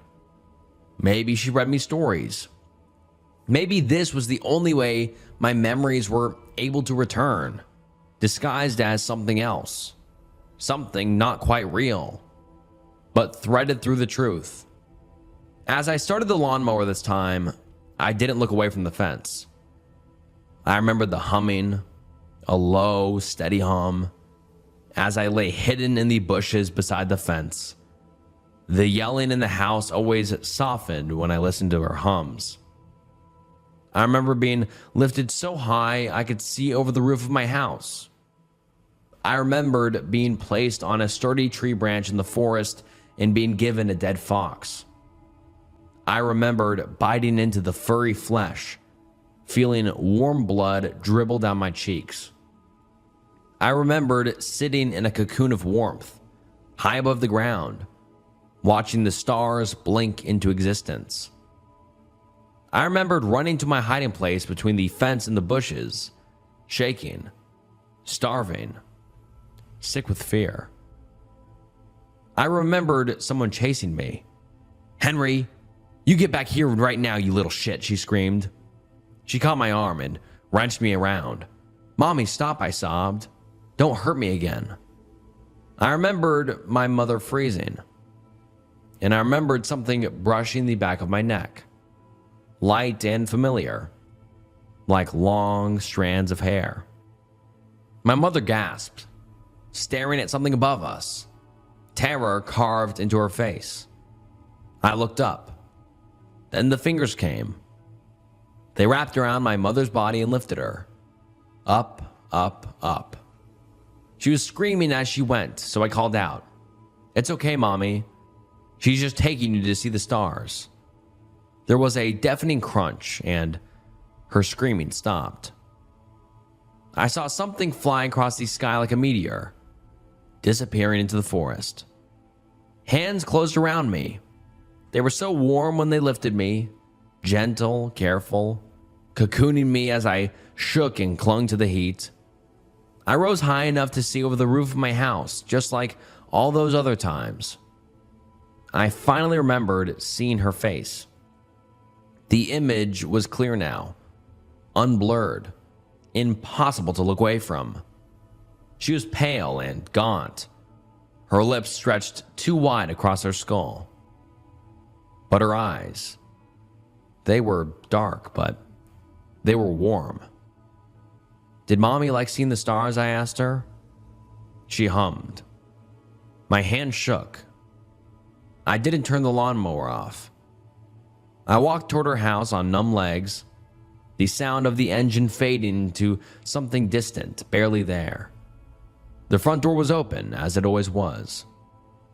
I climbed the staircase slowly, a low groan echoed from above, stretching and deepening as I went. The upper floor was completely open plan, wide and sloping like an expansive attic, and laid out across it was a very tall woman. Her skin was a shade close to gray. Her face had the weathered features of someone much older than me. Her limbs were long and spindly. She lay on her side on a soft floor mat that covered nearly every inch of the space, her body folded carefully, purposefully, as if she had made herself smaller for me. Her eyes found mine the moment I stepped inside. I dropped to my knees and sobbed before I could stop myself. Terror and grief and everything I had buried for so long rushed through me all at once, crushing and merciless. Fingers reached out, impossibly large, wrapping around me and drawing me gently toward her. I was pulled into warmth, deep and steady, and my shivering slowly began to ease. "You killed her," I sobbed. "You killed her, didn't you?" She hummed softly. Why would you do that?" I said, the words breaking apart as they left me. She brushed my hair back. My cries thinned into small, broken whimpers. "Why didn't she care about me?" I whispered. "Why did she let me starve? Why did she hurt me? I was just a little kid." Her warmth held. Her breathing stayed slow and even. I fell asleep. When I woke up, I was in bed. Across from me, seated in an armchair, was a little old lady. Her eyes were distant, as if part of her had wandered somewhere far away and hadn't yet found its way back. Still, they stayed on me, steady, impatient. We were still upstairs. The massive mat lay stretched across the floor, unchanged. The bed had been tucked into a small corner of the room, like it had been put there for me. "Who are you?" I asked. "What was that thing?" She didn't answer. Instead, her gaze drifted to something beside me. I followed it and saw a folded note resting on the mattress. I picked it up and, with shaking hands, I cursed with sighs and hunger, but I protect. Sweet little boy, cold and hungry, I carry you to the stars, where she not reach. Lost myself when I took her, but she not hurt you anymore. Forgive me, please. When I drove home, I finally asked my uncle to tell me the truth. I'd always known something horrible happened to my mother, but there were details surrounding the event that, deep down, I think I never wanted to learn. But I felt stronger now. I was ready. He showed me the pictures first. They were of me as a little boy. My hair was long and scraggly. I wore dirty clothes that were torn at the seams. My body was mapped with bruises and cuts and burn marks. There wasn't much to know in the end, except the fact that my mother was a monster. And when she was found in the woods one day, half eaten, a case that would quickly be declared as an animal attack. People called it karma after they learned what she did to me. I continued to visit Ramona. I brushed her hair and cared for her when she was a little old granny. I laid down and listened to her hums when she was something else. I wrote all this down because, unlike my mother, Ramona deserves to be remembered. I could never tell anyone about her. They would have hurt her or killed her, but I needed someone to know. Ramona may have been a beast, but it wasn't her fault. Even when she lost control, it all came down to an instinct to protect. When she was dying, I fell asleep holding her large hand. And when I woke up, there was nothing. She was gone. Even though she doesn't live there anymore, even though the house is no longer occupied, I still go back to mow her lawn. And sometimes, when the lawn is done, I linger until the night swallows the sky. When I focus on the constellations, it almost feels like I'm rising, slowly, above the roof of the house. I'm in jail for insurance fraud. Written by Saturday. I'm Ridgie. I'm in jail for insurance fraud. I can't tell you much about it, but a couple of things are relevant. For one, I never hurt anyone. That's not me. Second, I was damn good at it. If it hadn't been for someone stabbing me in the back, I'd be living the high life right now. Instead, I'm here, still in jail. But yeah, there's a bit more to it. I've tried telling this story a couple of times, but there aren't many folks around that care to listen. I'll just throw this out there. Maybe you'll learn something. Maybe you know something. I got here a couple of years ago. It was pretty uneventful. All of a sudden, I'm standing there with a handful of necessities next to a guy named Marco, being told we're living together. I was so scared, I didn't know what to do. I stood there for about half an hour before Marco turned around and took a nap. I don't think he was tired, but it was too awkward to tell me straight up that he wasn't going to hurt me. I wasn't worth the hassle. Jail isn't as dramatic as you might think. Don't cross any lines, and you don't expect any favors. And you've done most of the work. You get used to the rhythm of things pretty quickly. You keep your head down, do what you're told, and don't go asking too many questions. If a CO tells you to go back to your cell, you go back. They're going to be around just as long as you. Don't make enemies with them. And I mean, yeah, I saw some things. It wasn't my business. Some people shuffled around duct tape packages or flashed a blade when the guards weren't looking. Most of it was for show. I try not to make trouble, but it's hard to be off the radar. You start testing boundaries. You get confident, you know? I didn't want to add years to my sentence, but I figured that if I could make my stay a little easier, that wouldn't hurt. For example, There was one CO who was always wearing gloves. We called him Pot, as in Potbelly. I managed to trick him into coating his fingers in peanut butter without him noticing. And he went to input a 4-digit code to get in one of the supply closets. Since his fingers were sticky, I could check which buttons got stuck. Then it was just a numbers game. I handed that information off to Marco and some of his guys for half a box of chocolate bars from the commissary. Harmless. Well, the guards didn't think so. No one got hurt, but there was an inquiry as to how the inmates managed to get unsupervised access to the supply closet. Some folks stole some stuff. There was this one guy who took drain cleaner, and he was planning to do something nasty with it. The guards caught on before he did it. That made them ask questions, and while it didn't incriminate me directly, it put me on Pot's radar. He didn't have any evidence, but he didn't need any. He saw right through me, and he stopped wearing his gloves all the time. For a couple of weeks, that was all there was to it. A couple of nasty looks when we crossed paths in the hallway. I kind of forgot about it, and I promised myself I wouldn't roll the dice like that again. Then one day, during lunch, Pot comes up to me. I thought he was gonna smack me across the face, but instead he patted me on the shoulder. "Thanks for the bench thing," he smiled. I looked at him and raised an eyebrow.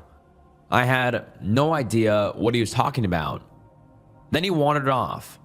Marco was sitting across from me, enjoying some beans and tomato sauce. I could see something in his eyes darken as he put down his spoon. "Why did he say that?" he asked. "No idea." "What bench thing? What did you—" Marco shook his head, then frowned. He pointed a finger at me. "Did you say something about the hiding spot?" "What hiding spot?" "There's a... by the bench, back of the yard." "Don't tell me you don't know." I didn't know, and I tried to tell him, but he was already rattled. See, there was this hiding spot out in the yard. It was a sort of dead drop that some of the guys used to move stuff. It was a hollowed out spot on the bottom of a bench in the yard, no bigger than a fist. I'd never heard about it, but all of a sudden, people were looking my way. Some were asking questions, and a couple hours later, I realized why. The guards had filled the hole in the bench and taken something. Something that was a big enough deal to get one of the guys carried off to solitary. And his crew was mad enough not to hide their weapons anymore. And soon enough, a lot of them were looking my way. That's why Pot had said what he did. He couldn't get to me directly, so he went the other way. His boss must have chewed him out bad. I was turned into a sort of pariah overnight. Marco stopped talking to me, and people distanced themselves. Didn't matter what I said. I already had the target on my back. You can't talk your way out of that. Talking to the guards is just digging your grave deeper and faster. You gotta keep to yourself, be smart, and hope it goes away. I tried a couple of things. I joined a sort of study group to get some name recognition. Most folks stick to themselves, but just showing your face enough can make them hesitant to put a fist through it. That, or maybe I could get my foot in the door of a proper crew. I could use the protection. Problem was, I was already blacklisted. It wasn't worth it for any one group to single-handedly break the peace. I was no one to them. Why would they care? The final wake-up call came one night just before lockdown. Marco wasn't back yet. I was in my top bunk, reading a cheap crime thriller. All of a sudden, there was a guy in the doorway, leaning against the frame. There are two more guys behind him. He's smiling, but there's no joy in it. It's empty. "Which side's your favorite?" he asked. "Which what?" "Which side's your favorite? You a lefty or righty?" I held my book with my right hand. Before I could answer, he nodded. "Righty, well, then I'm gonna do you a favor." I didn't say anything. I just shuffled back a little. "We don't want you running off, so we're cutting up along. I figured you could pick which side to keep, yeah?" I didn't say a thing. Don't ask questions. Keep your head down. anything I did would just make it worse.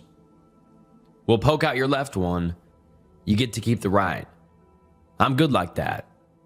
He was about to take a step through the door when someone mumbled something. That joyless smile looked away, then back at me. See you soon.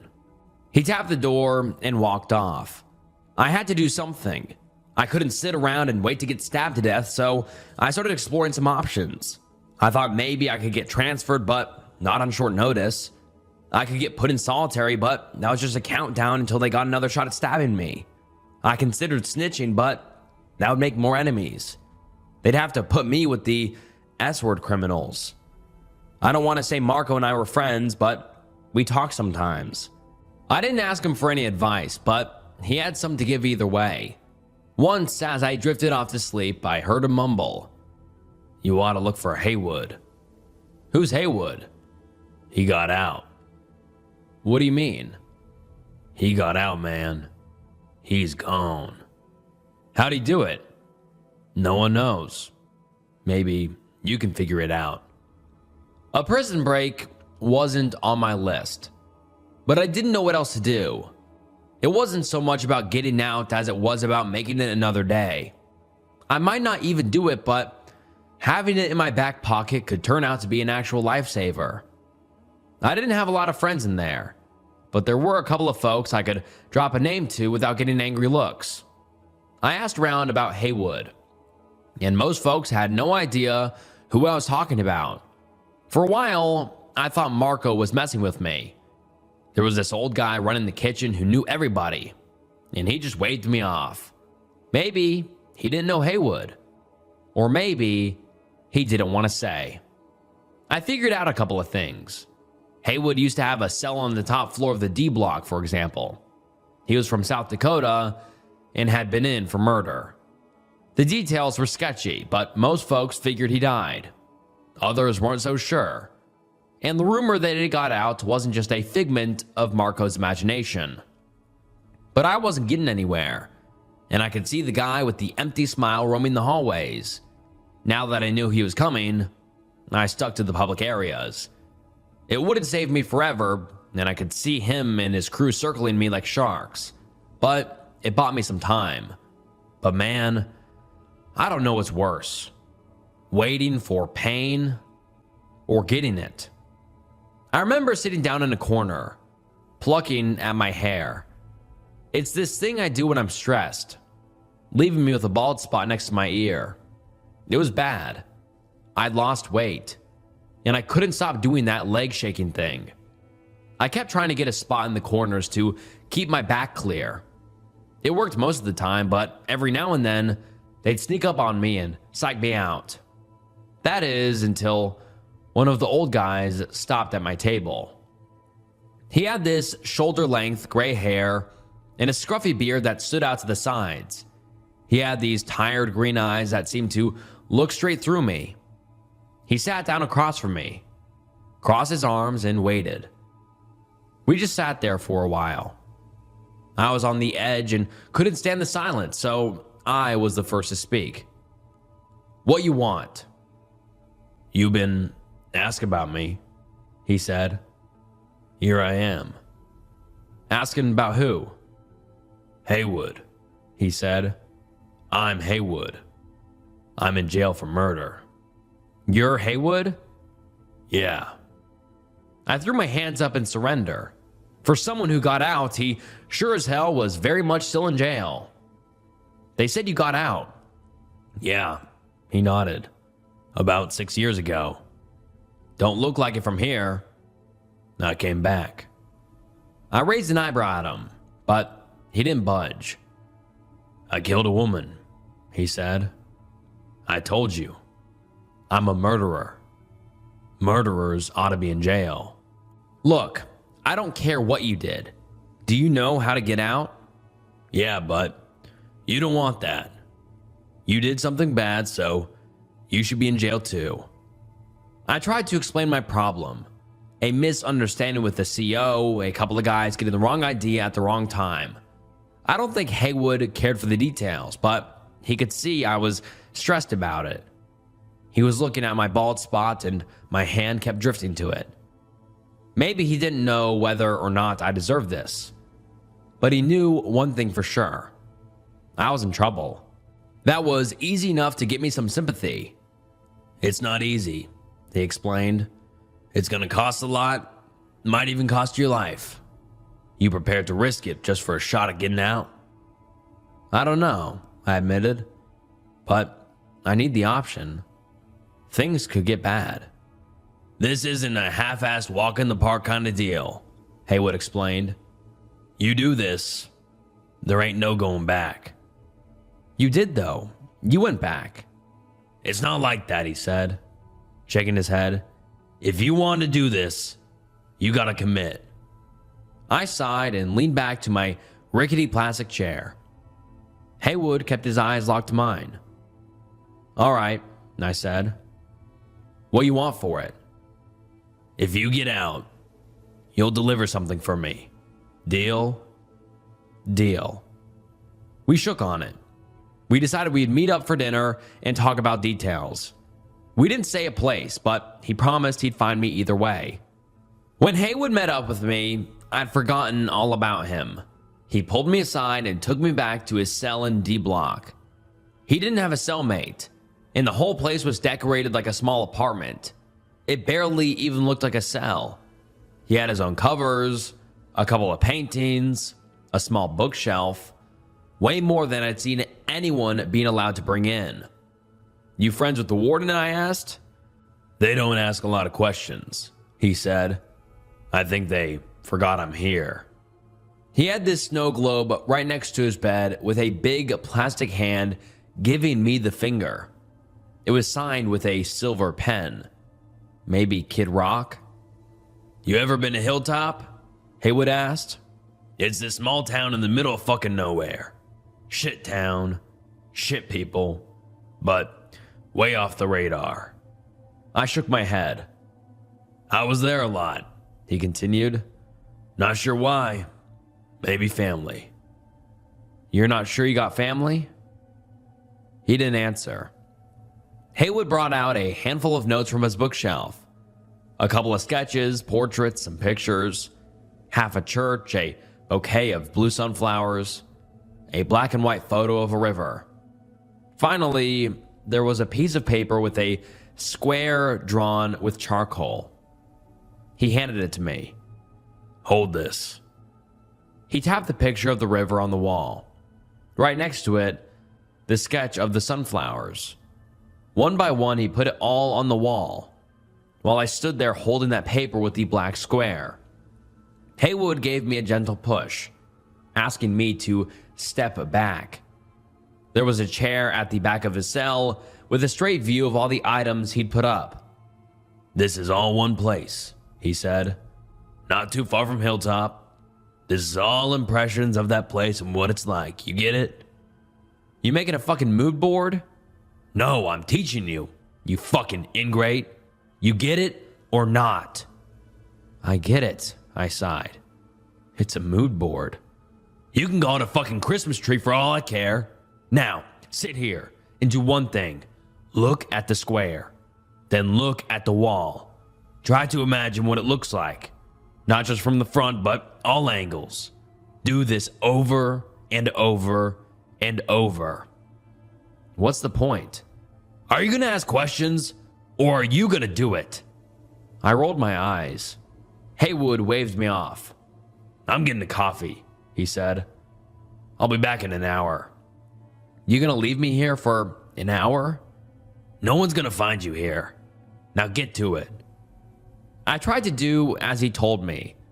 I looked down at the square, then back up at the pictures. I tried to imagine what that place was like. I could imagine swaying trees, a rushing river, and those sunflowers dancing in the wind. But I couldn't get past the square. It didn't fit the picture. Every time I looked back at it, I couldn't help but frown. For some reason, it bothered me.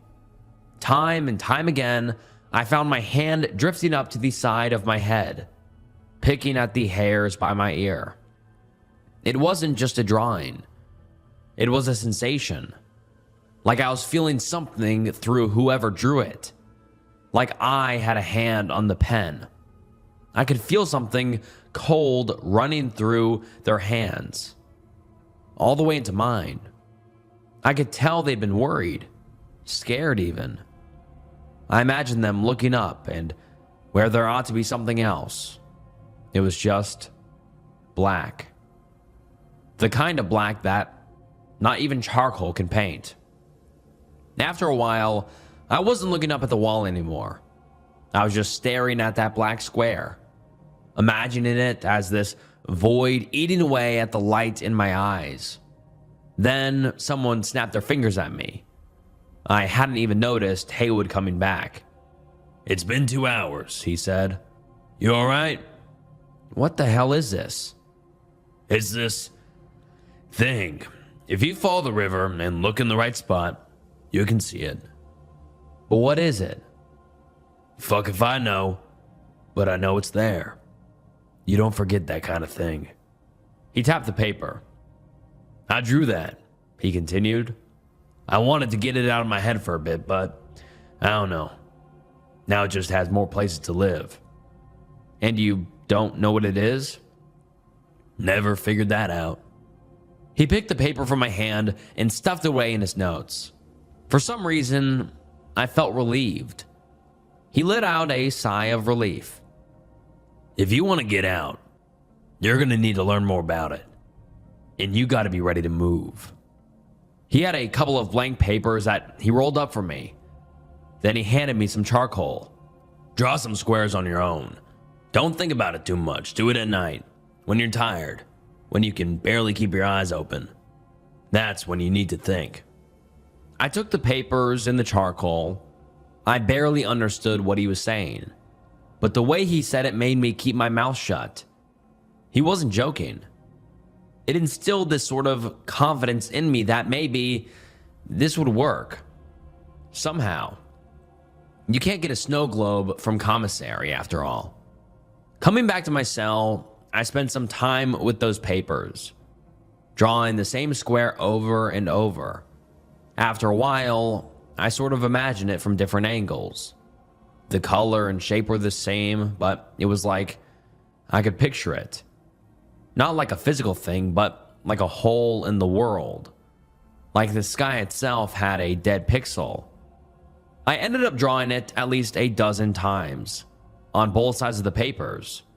Then I draw it again, covering the first image. And when the lights got cut for the night, I was still drawing in the dark. I didn't need to see the paper to know it was there. And the more I drew it, the clearer it got. Even in the dark of night, I could see the black. I could smell the summer wind in the bushes. I could hear the rustle of leaves and the running water bubbling down the river. It's like I was there, looking up at this immense thing. I don't remember falling asleep. It wasn't like usual sleep. I was already dreaming before my eyes were closed. I woke up with my hands covered in charcoal. The papers were all over the floor. I didn't notice it at first, but Marco was already gone. Turns out, I'd missed roll call. But how was that possible? How could I miss it without being dragged out of bed? Hell, I'd seen people get stuck in solitary for less. I'd missed breakfast. It was closer to lunchtime. Most folks were out in the yard, leaving the block almost empty. I didn't get many steps out of my cell before a CO spotted me and escorted me outside, stopping only to let me wash my hands. The moment I got to the yard, I could tell something was up. People were stepping away from me, and the guy with the empty smile wouldn't look away. He tapped the left side of his chest with his pinky finger and licked his lips, nodding at me. Another guy tapped his wrist as if showing a wristwatch that wasn't there. The message was clear. Time was up.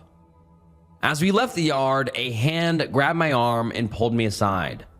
My first instinct was to fight, but a quick hush shut me up. I hadn't even noticed Haywood walking up to me, but there he was.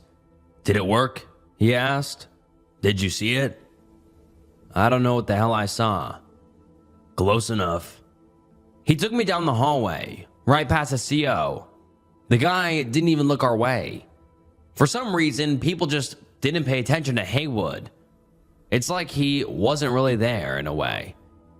We made it all the way back to his cell, where he handed me a small canvas bag of charcoal. I thought we had more time, but I saw those guys looking your way, he said. We're doing this now.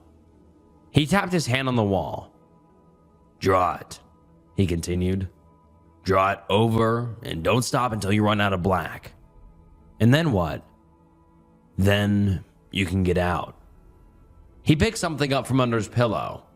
A yellowed envelope, stamped and addressed but never sent. My part of the deal. You get out, you deliver that, then we're square. How is this gonna get me out, I asked. You want me to explain it, or do you want to do it? There was no discussion. Haywood turned to leave, but stopped in the doorway. He unrolled a receipt from his pocket and jotted something down. He put it in the letter and handed it to me. I got to work. I spent all day drawing the wall a solid black. It wasn't just about the color, it was also about the texture. I used my hands to smooth out the lines, trying to make it all blend into a single solid. I couldn't wrap my head around it, but the way I imagined it, it wasn't just about making a black wall. It was a lack of color. I wasn't painting something black as much as I was removing light, but I couldn't figure out what it was supposed to be.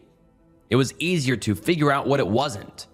Not a place, not a real thing, not a vision. It was something, and it had a shape. And it was also nothing.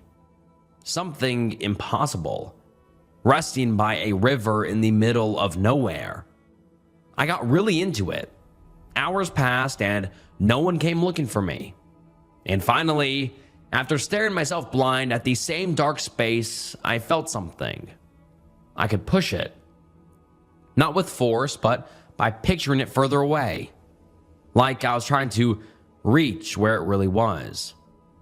I could see the cell stretch and extend, as if shaping into a tunnel, reaching. It was unsettling. My stomach kept turning, like I was being pushed back by a great force. I bent over and hurled. I almost pissed myself right then and there. And when I looked up, it was just a messy wall. When I left Haywood's cell, I had a raging migraine. I could barely stand. I had to try and find him, but my eyes kept getting crossed and I would get my feet mixed up. I ended up falling over and almost tumbling down the catwalk. Luckily, someone lent me a shoulder to lean on. They sat me down on a chair, balancing me against the wall, and the friendly shoulder moved up to look me in the eye. The man with the empty smile, with a shiv on full display. Man, what the fuck did you get into? He asked. You dying to see the nurse already? I tried to tell him I wasn't feeling well. My eyes kept getting crossed and I felt like the space in the room was extending. It's like the world kept tipping over. And I was holding on for dear life. We'll get you to the nurse, he grinned. You just need a good reason. A real good reason. And with that, they dragged me off. I think I was in the showers. There was a cold floor and ceramic tiles. The fluorescent lights burned like a phosphor, making the shadows sharper, longer, and darker. In a way, I was thankful to be sitting down. It was easier to keep my balance, to not fall, whatever that meant. The man came back with a sharpened toothbrush. Two of his guys waited by the door, making small talk with someone just outside. This was going to be a one-man job, and I was the recipient. I bet my left testicle they were talking to Potbelly. Can't believe they got you to snitch, the smiling man said. This place is going to be my home for the next 8 years. I want it clean, you see? And if you want to keep it clean, we can't have no fucking rats running around, yeah? I wanted to talk, to explain myself somehow, but all I could do was roll my eyes, trying to find an angle where the light didn't burn my brain. As he gently placed the sharpened end of the toothbrush against my ribcage, I felt something strange. I gave up. I grabbed onto the man for stability, ignoring what he was about to do. He was my support. Then I lost my balance. Despite leaning against a solid wall, I fell backwards. The world turned, and I dragged this man along. I smacked the back of my head into a concrete floor as the lights shifted, turning from fluorescent to a distant moonlight. It's like I listened. I felt it. And the touch of that black wall was closer than ever. I heard a wheezing voice coming from beside me as I let go of the man with the shiv. He was muttering, "What the fuck," under his breath, over and over and over. I turned my head his way, relieved to feel the pressure in the back of my head release. Maybe I was just bleeding. The fire in my mind was cooling, coating my soul in a soothing balm. I sat up. We were in this long concrete corridor, like the prison wall had opened into a tunnel. It stretched on for as long as my eyes could see, and at the very end, I could see a black dot. Something I'd seen before, in the drawings. "There," I muttered, choking back, an acidic gulp escaping my stomach. "Gotta go there." I reached my hand out. I imagined running my hand across the surface of that black wall, and the more I thought about it, the closer I got. It wasn't moving me. We were collapsing our positions. It was closing the distance between us to mimic the space in my mind. I was trying to touch it, and it was letting me, from horizon to hand. Then I was standing in front of it. I remember placing my hand on it. It was so cold that it burned me. But in another way, I didn't feel a thing. It didn't hurt. The man with the shiv put his hands to it as well. I could see his eyes go blank as he tried to figure out what was happening. "It's not a dream," he mumbled. "Not a nightmare. It's not a..." He stuttered, fumbling for the words. Looking down, I remembered the letter Haywood had given me. For a moment, I let go of the wall. In the blink of an eye, I could see so much more. I was standing knee-deep in a slow river, surrounded by a verdant forest. I could see the blue sunflowers from Haywood's drawing by the riverbank. The receipt fell out of the letter, tumbling into my hands. I almost dropped it. "You are Reggie," it read. "You were in jail for insurance fraud. You are delivering a letter." I read it aloud, then I read it again. It was telling the truth. The man with the shiv didn't have that kind of truth told. He knew nothing. It's like the wall had emptied his mind, making him roll the same words in his head over and over and over, repeating what was not happening, trying to find an answer to what had. He couldn't step away, but I did. He stood there, counting out loud all the things that wasn't. Not of this, not of that. His shiv got swept up in the river. I held the letter close and tore myself away. I wandered in a haze until I found a path, leading me to a road. A couple of drivers honked at me, probably because of the jumpsuit. I would stop at times, forgetting what the hell I was doing. Then I'd look down at the note and read it aloud. I was Reggie. I was in jail for insurance fraud. I was delivering a letter. After a while, cars stopped honking. It's like they didn't see me anymore. I would check the address on the letter and check the street signs. I tried asking a passerby for directions, but they just looked at me and kept walking. I think I found the place after a while. The house had been abandoned for decades, but I did as I'd been told and left the yellow letter on the doorstep. I didn't know what to do next. I was out of jail. I tried to remember what got me there. But it was all fading away. I got these little glimpses, like someone cutting me out of a deal and getting me put in jail. There were faces that I'd seen a million times, but I couldn't remember their names. Maybe one of them was a mom or a dad, but they might as well have been an uncle or an older sister. I didn't know.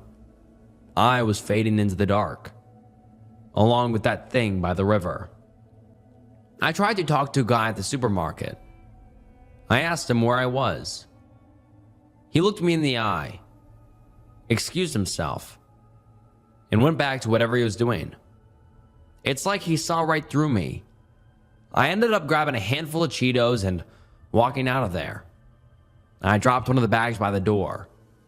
Turning around, I saw him pick it up and putting it back on the shelf, but he didn't even care to look my way. I had to look back at my notes over and over, reminding myself I was Ridgy. I'd been in jail for insurance fraud. The note said I was delivering a letter, but I'd already done that. But I was forgetting that too. I had to do something. So I ripped the note in half. Maybe there was something else on it at some point. I don't know.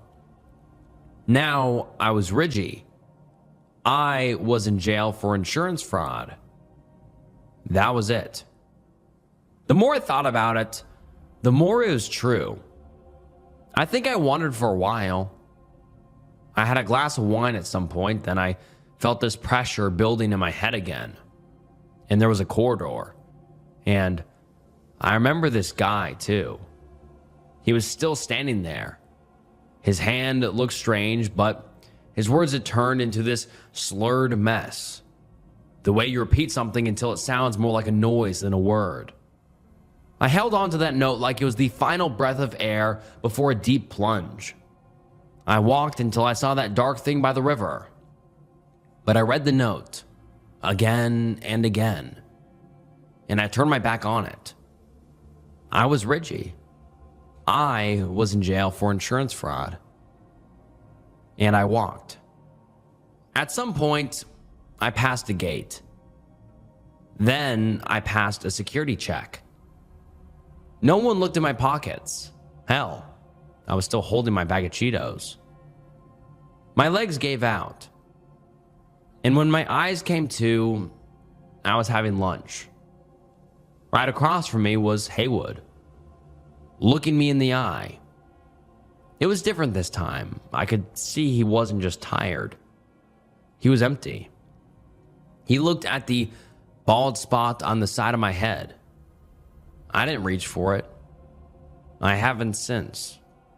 I kind of miss it. I'm Haywood, and I'm in jail for murder, he said. I'm Ridgy.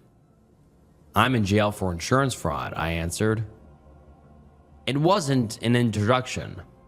We were reassuring one another, reminding ourselves we had been out there by that thing, and it had burned away something we'd taken for granted. If we'd known each other from before, maybe we could have kept something more, but no. I got a name and charge and place. It's simple, but it's all I got. He's the same. I walk these halls doing whatever the hell I want. Maybe I can say I'm someone or something else, but I can't risk it. I can't lose myself like that, smiling man. I don't want to get stuck like that. I think I knew his name at some point. Maybe he lost it. I've tried not to remind myself, but I can feel something slipping away when I stop reminding myself. There are so many things I've let go of, and I can't even remember why I mourn them. But it gets easier when things are simple and clear. I'm Ridgy. That's simple. I'm in jail. That's clear. People forget Haywood and I are here. We talk to people sometimes, but they forget all about it shortly after. Sometimes writing it down holds their attention a little longer, but it always fades. I once straight up slapped Potbelly across the face. It earned me a whack and a shove, but then he just walked away like nothing happened. He had a bruise all week. Haywood and I play some games, talk about whatever details we remember. I've made a note of things I'm certain of, or that he's told me. That's why I've used to write this all down.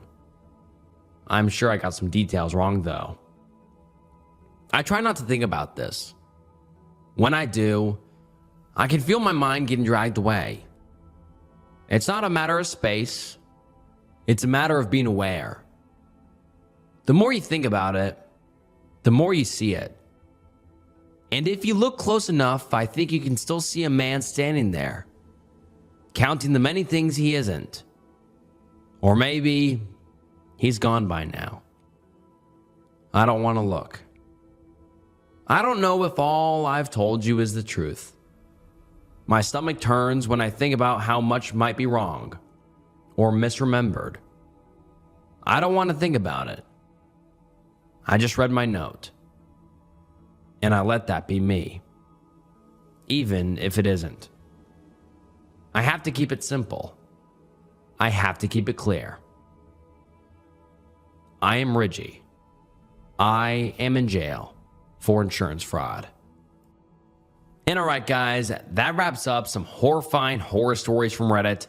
I really hope you enjoyed today's video. If you did, please like the video and subscribe to the channel. It helps more than you know. And I want to just say a big thank you to all of the authors who let me narrate their stories. Please go show some love down below. And yeah, just give them some love because I really appreciate them letting me narrate their stories. And they were phenomenal stories and they are great writers. And I just want to say thank you so much for watching to the end of the video. It means the world. Go check out some other videos on the channel. I'm sure you'll enjoy them. And yeah, thank you so much for watching. And this is Snook, and I'll see you next time. Bye.